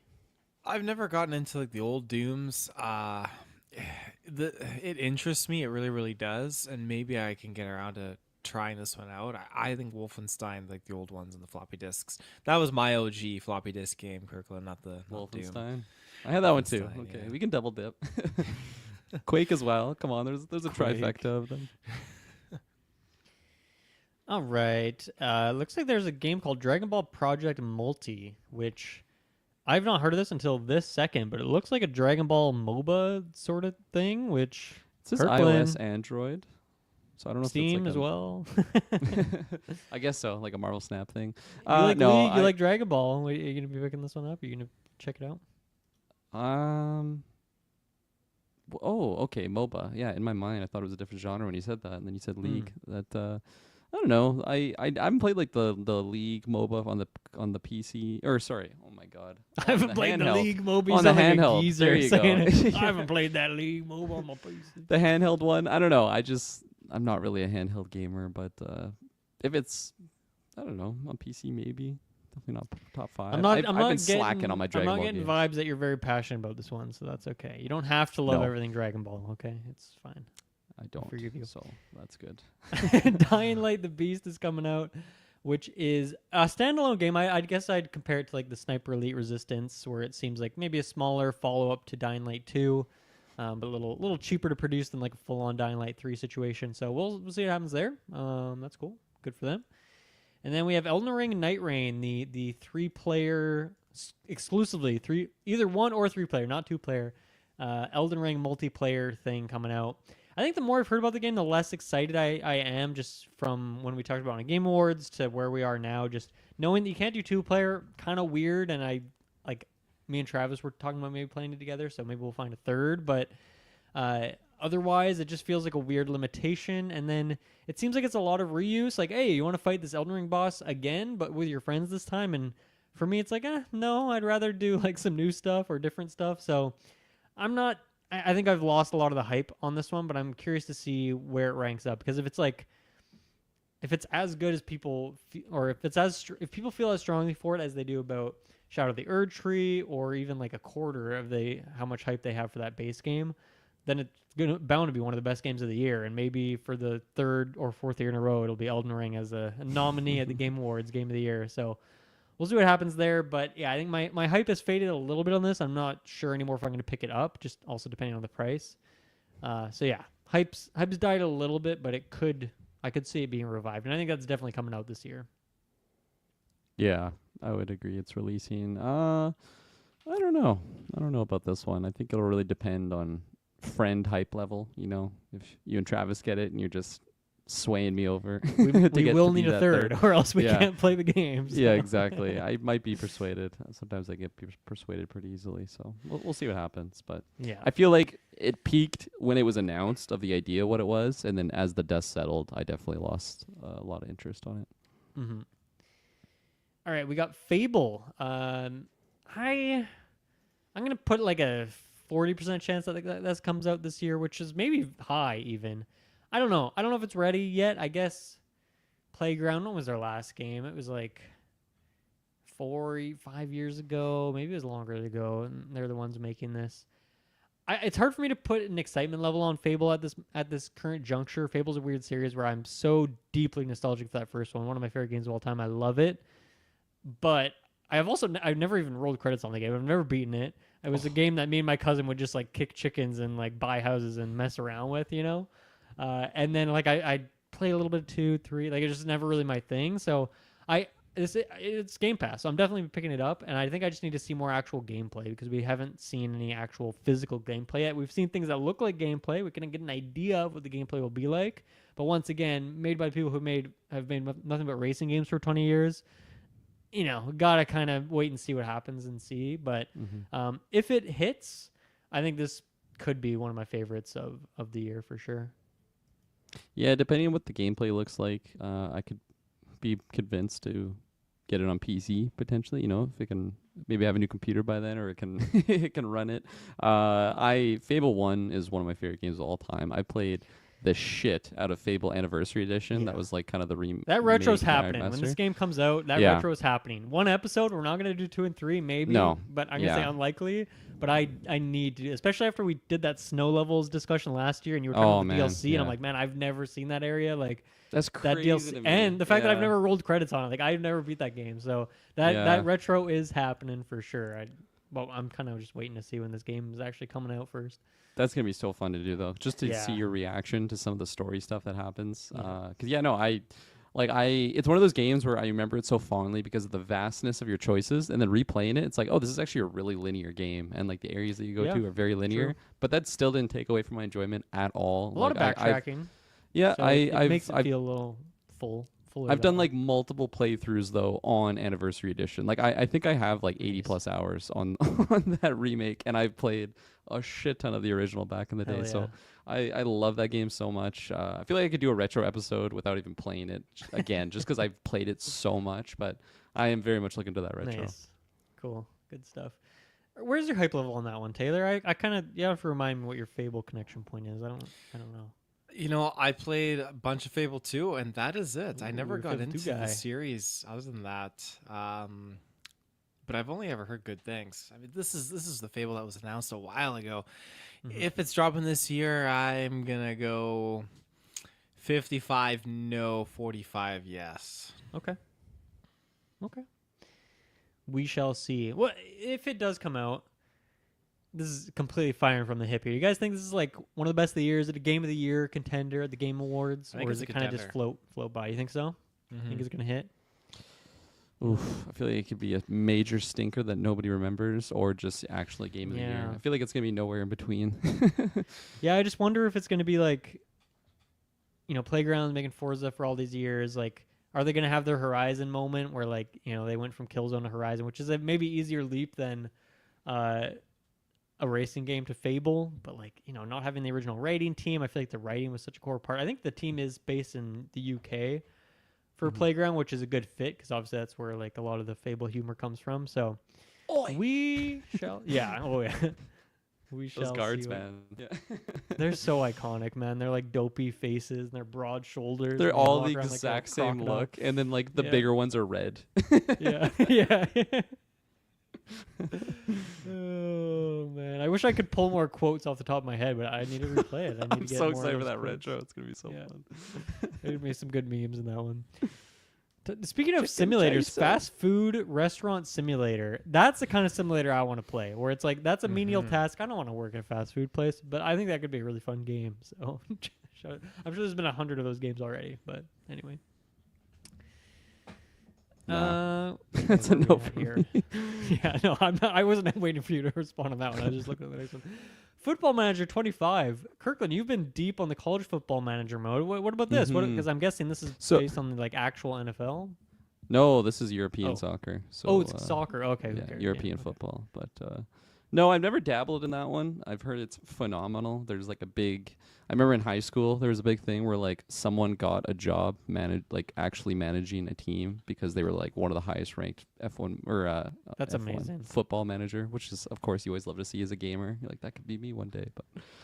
That's I'm sure he sweet. had some other prerequisites, but no, I've never dabbled in Football Manager. They have like console versions too, and they have one of them on the PlayStation Store. But Okay. it's just so daunting to jump into games like that with fresh mechanics, because like I don't know, without a YouTube tutorial, you usually spend the first couple hours just kind of ruining your first season. Yeah, I did that, for of sure. course, on F1 Manager. I've done that on all the manager games that I've done. The first season's kind of the learning one, but. Mm-hmm. Might be skating along all the way up to the G's here. Game of Thrones, King's Road. We talked about that on the Game Awards episode. Don't know if we have any new thoughts. So just it looks interesting, but it's also a mobile game, so probably be passed on that one. Ghost of Yotai, the sequel to Ghost of Tsushima. I don't know where my hype level. I guess my hype level is not as high as it could be, but I am very much looking forward to this. I'm really curious if it has the multiplayer mode because I think I'm really itching for that. I really love Legends. I think the weird bitter taste in my mouth with Ghost is just like that. I didn't really love the DLC that much. I'm really curious to see what other things happen here. We know there's like guns, and I don't love that inherently, but like maybe it'll be really well done, or maybe it's like somewhat optional. We'll see. So I'm looking forward to this. It almost feels like, I guess that game's pretty old now, but it still like feels too soon. Like I almost want like another year or two to ruminate, I guess. So I don't know. Maybe that'll get promoted and closer to. Maybe it's because I haven't actually seen a trailer yet. And that's probably what it is. We got like the teaser, but we haven't seen like a gameplay trailer. I'm sure when I see that and I see that wind blowing through and I see the new visuals and I see this new character move around attacking, I'm sure I'll fall in love with it and be super hyped. But I think at this current juncture, I do need to see a little bit more. I'm still gonna pick up day one probably no matter what. But I don't know. I guess I just want to put my woes out there. Interested in this one, Kirkland? Oh yeah, for sure. I think this would be a day one for me, honestly. okay. It's I still remember like that first night that I had with Ghost of Tsushima. It was just so special. I preloaded it, so like right at 9 p.m. I just like booted it up and just blown away. Like I was just so in awe for like so many portions of that game, and I'm mostly curious if it meets or exceeds my hype level though, and just like what my expectations was for how much I loved the first game, and definitely intrigued by the multiplayer additions, or maybe just tweaking what they already had with Legends, because it was such a great formula. It was lots of fun. So yeah, and guns. I don't know. I'm usually iffy on. I'm a big fan of Total War Shogun, and specifically Fall of the Samurai. It's kind of like a sub game, kind of how we've been talking about, like a half step up. But that one introduced guns, and they're OP, and but not like a full-on Tommy gun or anything. They're very much like the musket era, which I imagine this would be the same. But we'll see. Because even Ghost of Tsushima 1, they're not really machine guns, but they felt like they had machine guns with like those ballista things that the Moguls would have sometimes. Like it felt like they already Okay. had guns, so like I Yeah. don't think it'll be that much of a mechanic difference. But we'll wait and see, obviously, for a gameplay release. Yeah, definitely. And I think Assassin's Creed Shadows. I don't think it has guns in it. So if you want that, just go play that instead. There you go. Well, Ubisoft Plus is on the PlayStation catalog, so there's no reason why I shouldn't be able to get that also there you on go. release. So Very nice. I might be on there with you boys. We'll see. Nice. Yeah, I didn't know that actually. That's cool. Okay, the big one, GTA 6. Is this coming out, boys, or is it getting delayed? That's the big question of the hour. And tell me right now, as of January 6th, 2025, what do you think? 100% coming out. It's got to be, right? 100%? 100%. That is a certainty of That's a certainty. certainties. Yeah. Putting all my Did it chips on feel? it. I read an article earlier that said Rockstar reaffirms 2025 release for GTA 6. I read an article. Why don't they just announce a release date if they're reaffirming that it is coming out? Interesting. Okay, I didn't hear about that article. That sounds great. I to don't know me. how reliable it is. It's from a site called Airy News, which doesn't sound. I've never heard Airy it before. News? Airy News. I don't like that at all. I'm not. Well, I don't know if I'm going to trust that thing. I'm pretty 50-50 right now, but yeah, I'm gonna go on the hopeful side. I'm gonna go glass half full and say that it does come out this year, and if so, I mean, I don't even know. It's like it's the same thing with Skyrim, right? Where it's like it came out so long ago now, and I'm not someone who's playing GTA Online anymore. It's been a long time that you kind of forget a little bit of like the minute to minute of why you love playing the game so much, or at least I do. But I'm sure I'm just gonna fall absolutely in love with that game and just have so much fun with it. But we shall see. I mean, there's been a lot of turnover at Rockstar. It might be a very different team releasing that game. I'm really curious how I'm gonna feel about the story and the vibes, because I think a lot of people were maybe turned off by some of the story stuff with GTA 5, even if they like some of the characters and whatnot. So I just can't wait to see that game, and then just hear people talk about it, hear what people do in that game. And also, minor shout out, one of my favorite YouTube channels right now is this guy named Annie Austin, who's the funniest guy ever. I think I've sent you guys, or at least Kirkland, like some of his videos. And he's been making a lot of just weird ass GTA 5 videos recently, GTA videos in general. And I'm low key just super excited to see. I know like first week he'll have a video on like the power lines in GTA 6. Oh, and yeah. I can't wait for that video. He just released a new GTA 5 video today, so shout out to that guy. Taylor, where's your hype level on this? For GTA, it's pretty high. Is it like number one? Is it just like easily number one, or is there like a discussion? It's to be not. had? It's not number one. Oh, but okay. it's. I mean, it could be number one. What's your number one if it's not GTA?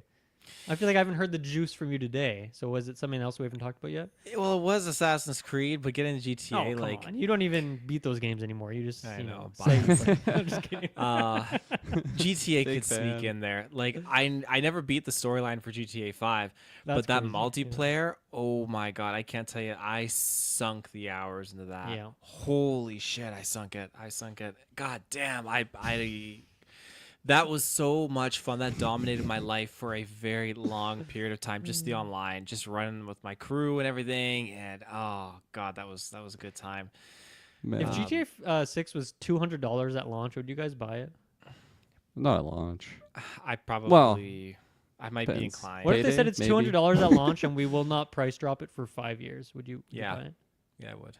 I probably would, honestly, which is effed I'd up. probably have to. The FOMO would hit me, you know, Yeah. the fear of missing out.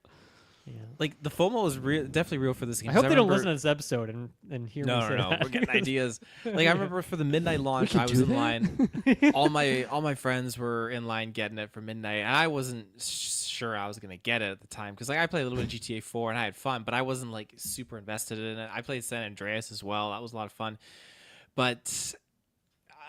Yeah, when I was in line I was just hanging with my friends. Finally, when it came push comes to shove, yeah, I bought it, and God, that's just the height level for this is just astronomical. I can't wait to get into the multiplayer world and just mess around with you guys and just be running heists or missions, whatever they got going on here, and just doing things. There's gonna be so many hilarious moments with you guys. I can't wait. Oh, And that's yeah. just one of the things that I loved with GTA 5 was so many freaking funny moments and just buying up different properties and buying like the huge cargo plane and loading it up with vehicles and just like, yeah, just everything. Like there's so many fun scenarios to play out and I can't wait. This is going to be a good time.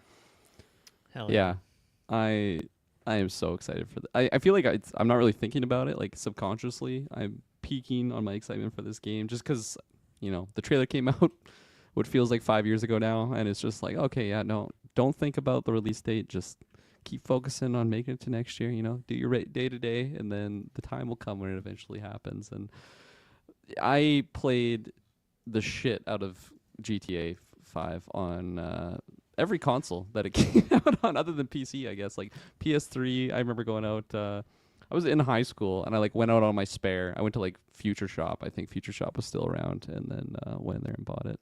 Maybe it was Best Buy. I can't remember when Future Shop closed down, but yeah, no, I had on PS3, PS4, and PS5, and I played through the whole story. I think on PS3 and PS4. Like I just did it. I just played that game so much, and then the online mode was a whole new, a whole new game. And yeah, I think my favorite memories from that game are just online. And me and a couple of my friends, we would just do the dumbest shit. We would just go to tattoo parlors. We're just getting tattoos because when they had the biker gang DLC, we're just riding around our Harleys, going to get tattoos. We go to just the bar, and we're just virtually drinking. It's just the dumbest stuff. If you guys think I'm a wild card on Warzone, wait till we play GTA together. I'm so excited to be in there and just being a wild man. So yeah, man, that was a good time. I remember spending I got my car in GTA Online stuck in a really awkward spot, just between two pillars that could not, the car just barely wedged inside, and I spent an hour with my friend trying to get it out of there, probably with a series of bombs and him pushing another car into mine and just trashing this vehicle. But I just really wanted to get it out of that spot, and that's the kind of stuff I remember as just the nonsense moments. So I'm glad you brought that up. Yeah, that game, I really hope it comes out this year. That's going to be great. Okay, moving along to the letter I. Indiana Jones and the Great Circle is coming to PS5 this year, so that's cool. I'm excited for that to have a little second wind and hear people talk about that some more. Actually, that's a good point. One thing I was thinking about with that game is of course, it came out after the Game Awards cutoff thing. And I feel we haven't had a case yet where a game that came out in the year in 2024, but then after the cutoff has still been nominated the year after, at least in Game of the Year, in other categories. But I feel this one has a chance, and maybe that will help boost it, is the fact that it's going to have a little bit of a second wind when it comes to this other console. right. So yeah, that'll be cool to see. I'm excited to hear more people play that. And I'm sure the DLC will come out next year too, I would imagine. So yeah, a bunch of Indiana Jones stuff. John Carpenter's Toxic Commando. That game looks like dumb fun. I'm kind of into it, so we'll see what happens with that if that ends up coming out. Judas. So Judas, if you forget what that is Ken Levine, who's the original mind behind BioShock, and he came back for BioShock Infinite. This is his new game from his new studio that he's been just hiding away, buckling away on this one for years and years and years. And it looks like it's finally going to be coming out somewhat soon here, and it looks very BioShocky. He's going back to the well on that one. But yeah, I think there's potential for this game to be fantastic, to be great. He's talked about some really bold things in just relation to the development of it and some tech stuff. So I'm curious to see what happens there and if it can kind of live up to the hype of BioShock. Because yeah, BioShock's been it's been dormant for a long time. So I think people are fiending for that kind of thing. Yeah, I didn't know about this one. This is really exciting. I love BioShock, so. Mm-hmm. I mean, even like Prey and those arcane games, they remind me of that, the feel of those BioShock games. So, well, don't forget that Arcane did do some level design on BioShock 2. So, I did. Yeah, the most forgettable BioShock game, unfortunately. That's just how it goes. Little Nightmares 3 is coming out. That's cool. Shout out to that series. They're just going along, crushing it. And Metroid Prime 4 Beyond. Okay, so maybe we'll use this to spin out a little bit on this. So Nintendo has announced that they are going to make an announcement on the Switch sequel console before the end of March. That's what they've said. Does that mean that it's coming out this year. Does it mean it coming out before that? I mean, they could do the announcement next week, and then the console could come out in March. We don't really know. With it, we have to imagine that there's going to be some launch title juice. So I guess 2 questions for you guys. One is Switch 2. I mean, it's coming out this year, right? Like, whether it's early in the year or like later, it's got to be coming out this year, right? Finally, if they're I'd say planning so. to announce it. 70% possibility. I'm gonna go even higher because if they're planning to announce it by March, like they wouldn't announce it March and then release it the year after, right? Like that would just be insane. Nintendo's done some insane things before, but I think it's 100% coming out this year for me. 100%. I'll go there. Okay. I'll go as confident as you are, Kirkland, for GTA. I'm going to go that confident for the Switch. And so with it, there are some things that aren't going to be on this list because they aren't announced. But like, I don't know. What do you guys, just off your dome, what do you think are like launch title type things? And where do you think Metroid Prime 4 falls into that? Like, is this something that I imagine it's going to come out on the regular Switch that they have, but like maybe they'll push it as like, this is what you want for the launch of Switch 2 as well because it's better, stronger, has better frame rate, 4K, whatever it is. So I know I had pitched like multiple questions there, but yeah, what do you guys think about just general launch title stuff for Switch and then Metroid Prime 4 specifically? I'm going to answer your question after I ask you a question, which is for Reversal. Breath of the Wild. That came out on the Wii U first, right? Or was the Switch out at the same time? Okay. I believe it was the same day. I just couldn't remember if it came out before the Switch and then like I was just wondering why it Let me double check, was but out on the I Wii think U. it was same day situation. Okay.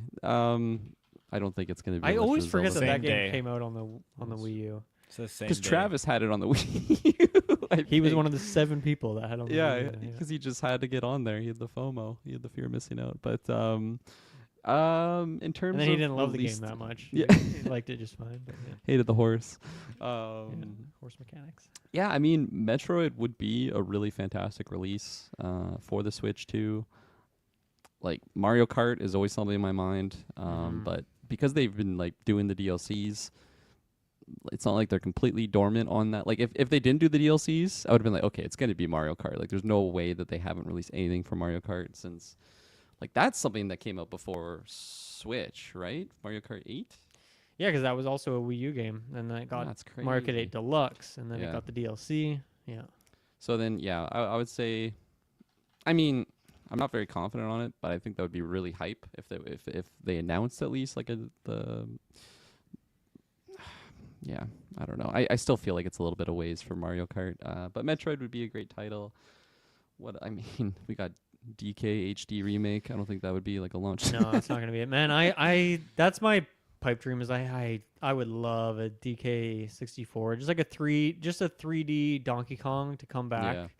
Ideally with multiple characters, but just like I would love if that was the thing. I don't think that's where the resources are going. Unfortunately, I don't know why they just care so little about DK, especially when they just released like DK World as part of the thing, and he's a big part of the movies, or it seems like he's going to be. So Yeah. feels like where are the games? Where are the meaningful games for Donkey Kong? So hopefully this is the year, but yeah, I don't know. But yeah, I think Mario Kart is a really likely one. Just the next 3D Mario Odyssey 2. I think that's a very likely one.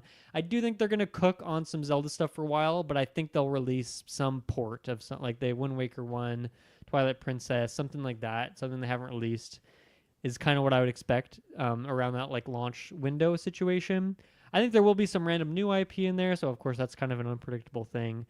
But yeah, I think it will be pretty predictable. I don't think we're gonna get any I don't think Star Fox is coming back for that. I don't think F-Zero is coming back for that. I think it's gonna be like a Mario thing, mainland Mario or Mario Kart, and then maybe there is a chance of Donkey Kong. We've heard those rumors, but I just don't want to get disappointed, I guess. So I'm trying not to buy too deeply into it, but yeah, I think it'd be really cool if Prime 4 was like a big push for them as a launch title. I think that's, maybe they want something else as well, but I think that's definitely going to be coming out this year, finally, at least on the old Switch. So, yeah, Taylor, same questions to you. What do you expect for the kind of launch, either launch day or launch window stuff for Switch 2? And then, does Metroid Prime, how does that fall into that equation? Ooh, Metroid Prime, I don't have a lot of pre-existing experience to address it, but I mean, I know that a mainline Metroid game is something that Ruben has wanted and he's been excited for, and I think this is something that it has there's a big rally behind it, and I think that would be cool if they kind of pushed it and gave a little bit more pizzazz with the next Switch.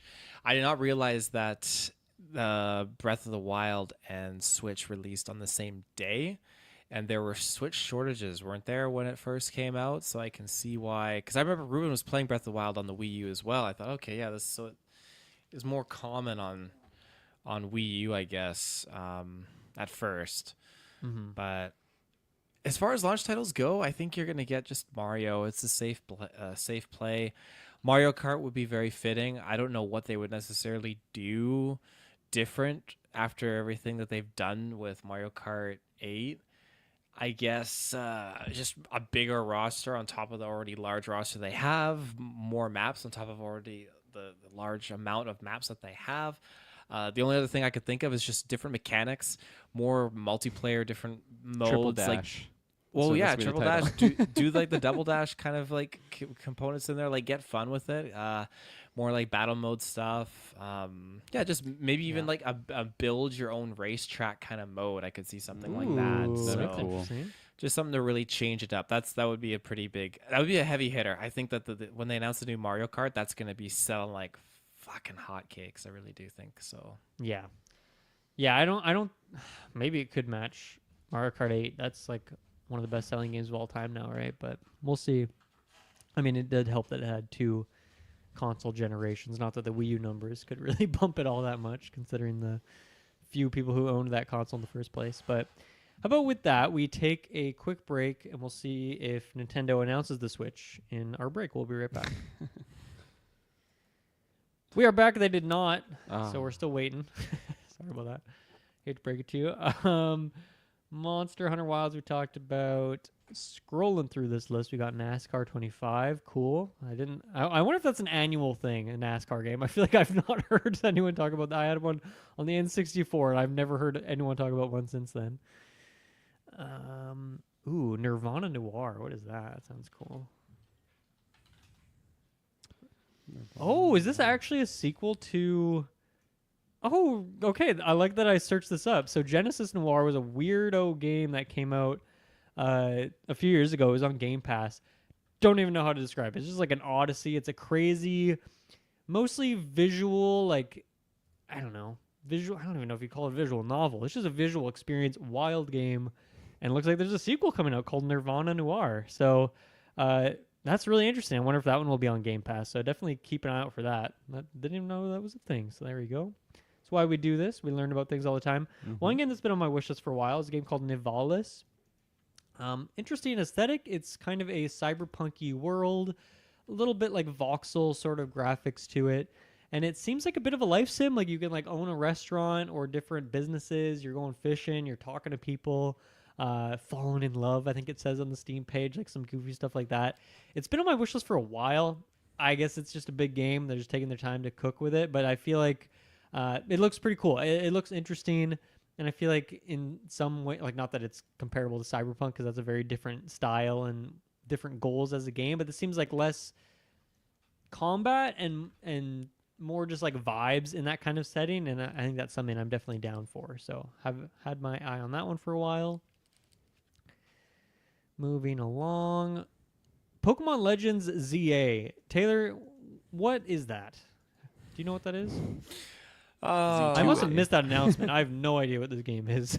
This has been like the heavily rumored, like semi-leaked kind of Pokemon next, I guess, mainline game kind of in the works. Okay, so it's not officially announced. It's just... I don't know. It's very convoluted at this point, and I've had trouble keeping up and discerning between what is actually fact and what is not. I just know I don't even know if the title is actually like the official title. I think there's a logo. I think I'm on the Pokemon I don't know website. if that's and real. I'm on the Pokemon website. I think. Okay. I think so. Okay, because yeah, it just got so convoluted. I was not able to keep track with it. I'm not sure if it's a sequel kind of similar style to Pokemon Legends Arceus. Wow, it was announced back in February of last year. during a Pokemon Presents. I don't usually watch those, which is why I missed it. Like if there's Pokemon stuff in a Nintendo Direct, I'll see it. But otherwise, I usually kind of miss some of that stuff. But anyway, that's cool. So you're getting a new Legends game. Well, yeah, and I never played Legends Arceus, and I mean to. It's on my list. I really want to, because I've always been more into the, I guess like the Scarlet and Violet. Yeah, and those ones really disappointed because of just like the graphics and whatnot. They're still very popular, but there's so many things that just did not work for me very well.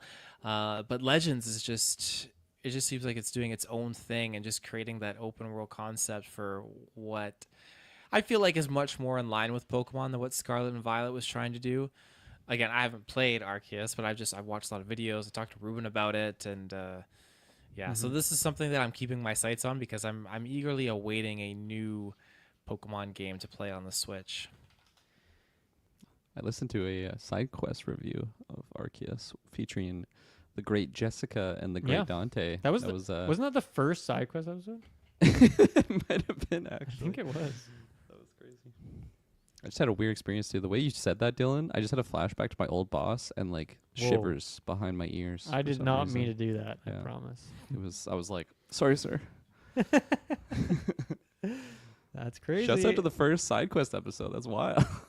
Yeah, because I think it was like a full episode with Dante, I think, and then I like edited in because I talked to Jessica at like a different time, and so like I edited in that conversation. So I don't know if it was kind of a weird thing, but I think that was the first episode of SideQuest. So shout out to that. Moving along to there's a new Professor Layton game, Cool Beans Rematch. That's the seafood developer making the soccer game.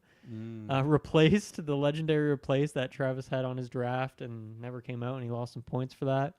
Still, who knows when that game's coming out? We will wait and see.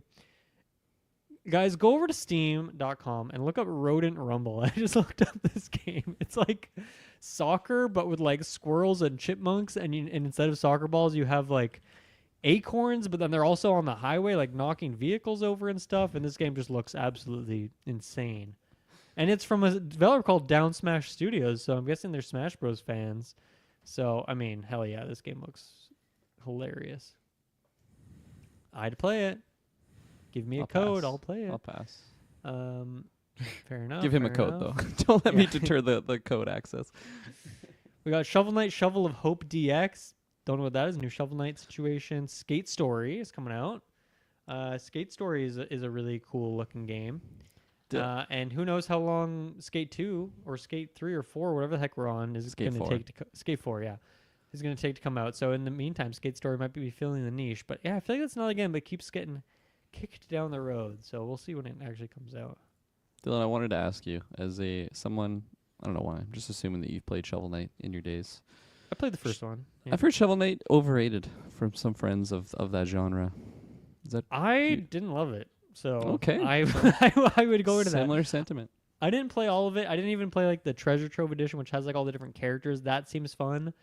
Yeah, I don't know. It's weird. It's like I'm nostalgic for the NES to some extent because that's my first console, of course. But as I've mentioned many times, when you go back to those games, they're not really fun. And like Shovel Knight is like trying to be that, but like more modern version. Mm-hmm. So yeah, I don't know if I'd say it's overrated just because I personally didn't like it. But yeah, I guess I would agree with that personally. Okay, I'd ask. You had to put me on the spot. Now the Shovel Knight heads are going to be coming after me with their shovels and pitchforks. Oh yeah. Moving on, Stick It to the Stickman is a really funny looking game. I think that's a Devolver Digital published situation, and it's just like crazy Stickman battles. Which, as someone who loves Stickman videos and like making Stickman drawings and stuff as a kid, that's very satisfying. So that game looks cool. There's another Stickman game in here too. It's like an RTS. Where did I see Which one is that? Oh, I saw it on this list. Keep going, I'll find it. Okay, sounds good. And as I look at this list, we're running out of things pretty quick here. Troublemaker 2, Beyond Dream. That sounds like it could be a porn situation. I don't know what's going on there.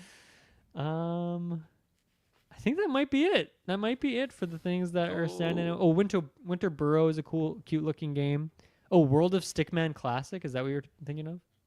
That's probably it. Because I just saw that. That's at the very end of the list. Yeah. World of. I don't know. The Oh, that gameplay looks didn't look cool. anything amazing, but it. Looks fun. I like the look of that. Stick, man. Yeah. Yeah, Winter Burrow. I think that's the game I'm thinking of, right? That's the game where you're playing that cute little mouse. Yeah, that game looks very cute. I want to check it out. I think it's coming to Game Pass as well. So check that one out. Did I skip anything? Because I did skip a lot of things here in the back half. I wanted to shout out 2 games. First one being The Altars. I don't really know too much about this, but from what I've seen, it looks cool. And read the little caption synopsis thing, and I don't know, kind of looks interesting. Some cool looking gameplay. Visuals are insane. Yeah.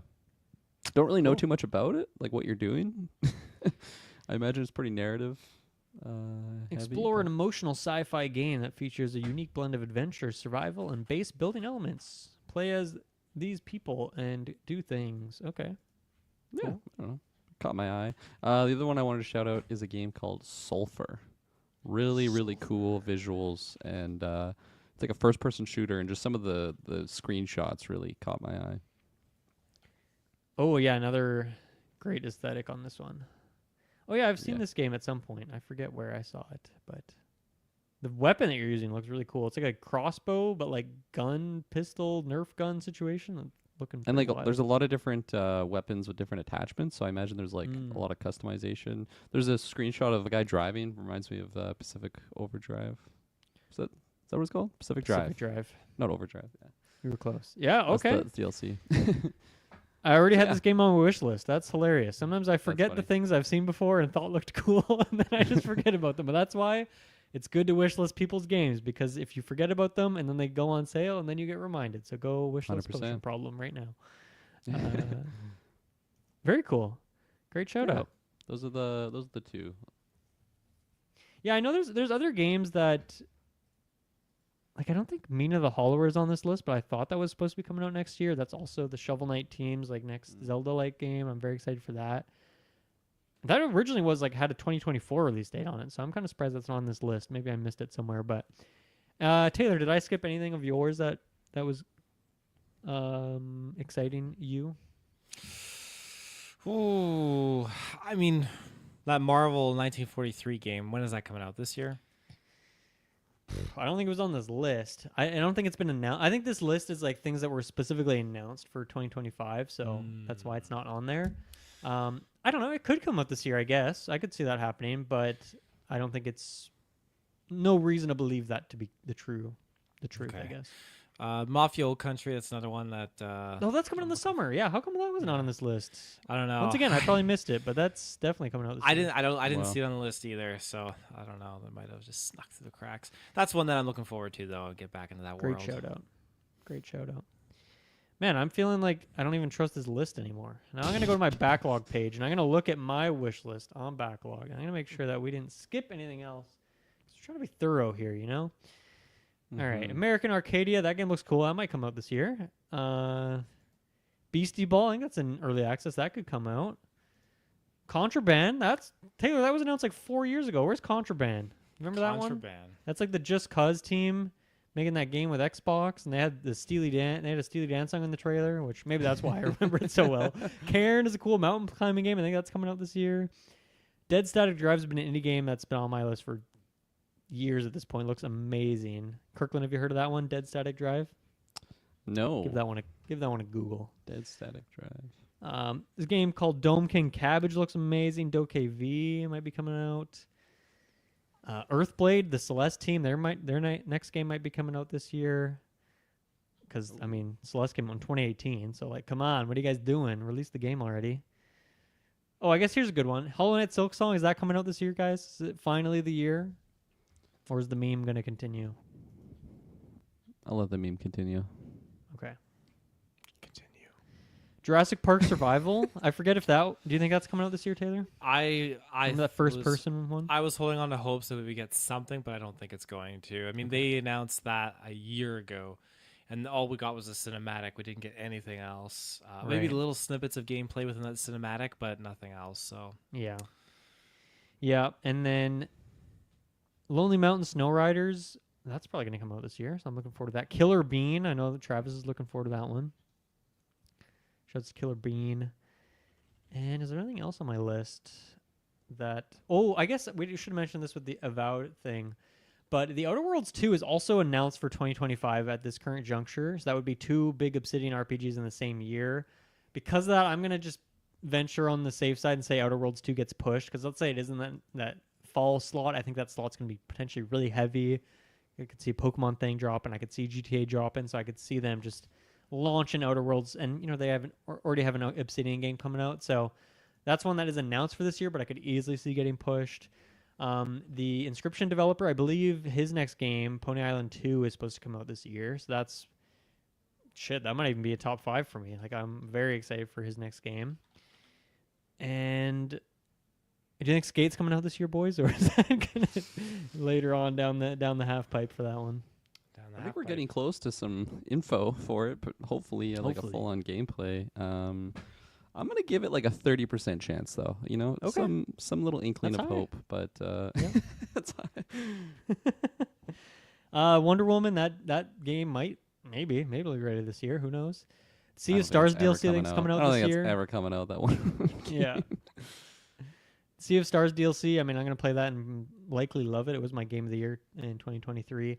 South of Midnight. I think that's supposed to be coming out this year. That's that other Xbox game, kind of in the bayou, and you got kind of the lower frame rate, really stylish, cool looking game. I think that's supposed to come out this year. So, yeah, this list flawed, and there's other things on my list too that I'm less sure of coming out this year, but definitely a lot of games. This could be an all timer. I think if certain things do hit and come out, I think we could be looking at like a really, really big year. And I'm sure one, gonna be some Nintendo surprises for sure. I think Sony probably got some surprises up their sleeve there. I don't think Xbox has many surprises, but they already have so many things announced. So yeah, I think they're good to go. And so before Taylor falls asleep here, give me your top 5, buddy boy. What are your top 5 most anticipated?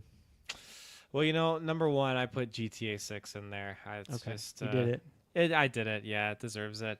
Number 2, Assassin's Creed Shadows. I'm very much anticipated for this title. It's going to be a lot of fun roaming around in this time period. Number 3, Mafia Old Country. I am really looking forward to just getting around there and going back into that world. I honestly, depending when because that's summer, right? That they announced. I think it was. I think they just. Yeah, I don't know if they gave a month, but I believe they did say summer. That might just be my tie over while I wait for GTA 6, which is probably going to be dropping in the fall or something like that. Borderlands 4 is my number 4. Looking forward to that, giving it a whirl. And then number 5, if it releases Marvel 1943 Rise of Hydra. I've not really been able to indulge in a good Marvel game since Ultimate Alliance 3 on the Switch. Because my boy, you got to get Midnight Suns. Oh, Midnight it's so Suns, good. that's right. And you have Ghost Rider in there. I have Ghost Rider in there. Yeah. So, okay, then I got no proper excuse then. You have no excuse. I got no excuse. 0. I just want more Marvel games, but yeah, Midnight Suns, I'll have to get into it. I want more Marvel Tactics games, that have Ghost Rider in it. That's what I want. Yeah, very specifically. Yeah. How about you, Kirkland? What's your top 5 looking like? Yeah, I wanted to shout out 2 here. Atomfall, just because I feel like I peaked while we were talking about it. Like I kind of forgot about how interesting it looked. So that one's on my radar. Not enough to be on my top 5, but definitely on the radar. And then Indie, I'm very much looking forward to getting my grimy little hands on that. I've just only heard fantastic things. Good old Hidalgo, he's whipping his whip, and he enjoyed it. I think he just beat it, so had a good time with that one. Starting at number 5, I'm gonna put Judas here. Actually, this is another one that didn't really think about it too much before this cast, but god damn, it looks good and big BioShock nostalgia. So I'm very much looking forward to this one for sure. And then after that, I think I'm gonna put Ghost of Yotai here. It's funny because it doesn't feel like it's my top 5 list right now, but I just know it's gonna be as we get close to that release date, I'm gonna be jumping on it right away. I truly love that first game, and I'm looking forward to it. Can't wait for that win to just take me to where I gotta be going. It'll guide you. Yeah. Okay, and then after that, this is where it gets kind of tough. I think I'm gonna put Split Fiction here. It's pretty high up there, and it's a big if, obviously. If my partner, she better freaking love this game because I really want to play with her. These games do such a great thing though, where because they are co-op centered games. They release, I think it's called a fast pass or like a buddy pass, where like you can get a friend that doesn't have the game to play it with so you. if she hates it, let me know and I'll jump in there with you. I will play this with someone else. I still want to play that A Way Out game as well. That's like the prison one. You don't need to. Oh no, you did it. Not memorable. It's super janky and not fun. Yeah, Interesting. I mean, it's fun then. because it's bad. It's like it's so bad it's good. In that, if you're playing it with a friend, which you would be, you can like make fun of how stupid it is. But it's not like It Takes Two was a whole nother climb for them. Yeah, like, they definitely popped off on a deserving level. of the game of the year. Yeah, Way Out. You can leave that one on the way out. Yeah. Okay, I will remember that. And then this one it's pretty wild. I'm gonna do just recency bias here, but I'm gonna go GTA 6 as my number 2, and the Death Stranding 2 is my number 1. Oh, I see. That's over GTA 6. Gotcha. I'm just my umbilical cord is attached to the Death Stranding universe right now. That's of course reference to the game, but yeah, no, I cannot wait to get my hands on Death Stranding 2. Yeah, it's gonna be a day one for me, and I'm gonna be in there right away. Well, I've got the same top 2 as you, but I have the real true the proper order. Yeah, which is GTA 6. Yeah, it's number 1. It just is. What else is there to say? And then Death Stranding 2 as my number 2 there. Yeah, like I said, that's probably the primary reason why I got a PS5, even though there's many good reasons. So I cannot wait for that game. And number 3 for me is going to be Civilization 7. I am a Civ head. I'm liking what they're showing here. I'm excited to jump back into this. Excited to spend some time. It's also very soon, so that's an exciting thing for me that it's like just a month away. That's kind of crazy. I don't think I'm ready for that, actually. I just realized that in this moment. Number 4 for me, I am going to give it to Avowed. I think I have more hyped games, but maybe not necessarily ones that I know are 2025, whereas Avowed, I mean, they even said, like, yeah, the game was ready last year, but we kicked it because we wanted to separate from Dragon Age Veilguard. In hindsight, like, they probably didn't need to do that, and then they wouldn't have screwed me in the draft, but I'm very excited for that game. I think I'm going to have a really good time with it. And then, honestly, the 5th slot is really hard. It could be any number of things. Could be Pony Island, as I mentioned there. But I think what I'm going to give it to is I'm going to give it to Adamfall. I am very excited for that. That's another one, because it's Game Pass. I'll be playing it day 1. Really, really loved Sniper Elite 5. And I think first person, some of the switch up of the setting, just seems really interesting. I'm happy for this team to, like, branch out, because they did, like, Sniper Elite for so many years, and then they did, like, Zombie Army, which is like a zombie offshoot of Sniper Elite. So it's kind of the same thing. And so I think it's cool that they're really branching out a different direction with Adamfall. So that's going to crack it into my top 5 as well. But yeah, many going to look forward to. It's going to be a fun year of reviews and covering all the big games and the small games that come out along the way. Let us know in the comments what you're looking forward to the most. And let us know if we missed anything too. I feel like we tried to be pretty thorough, but there's just so many games that not even this website that gets paid, these employees get paid to make this list, they forgot things, you know? So, like, obviously we're going to forget things too. Everyone's going to forget something. So let us know what we forgot. Let us know your most anticipated. And we'll see you again next week. Have a good one. Bye-bye. Bye.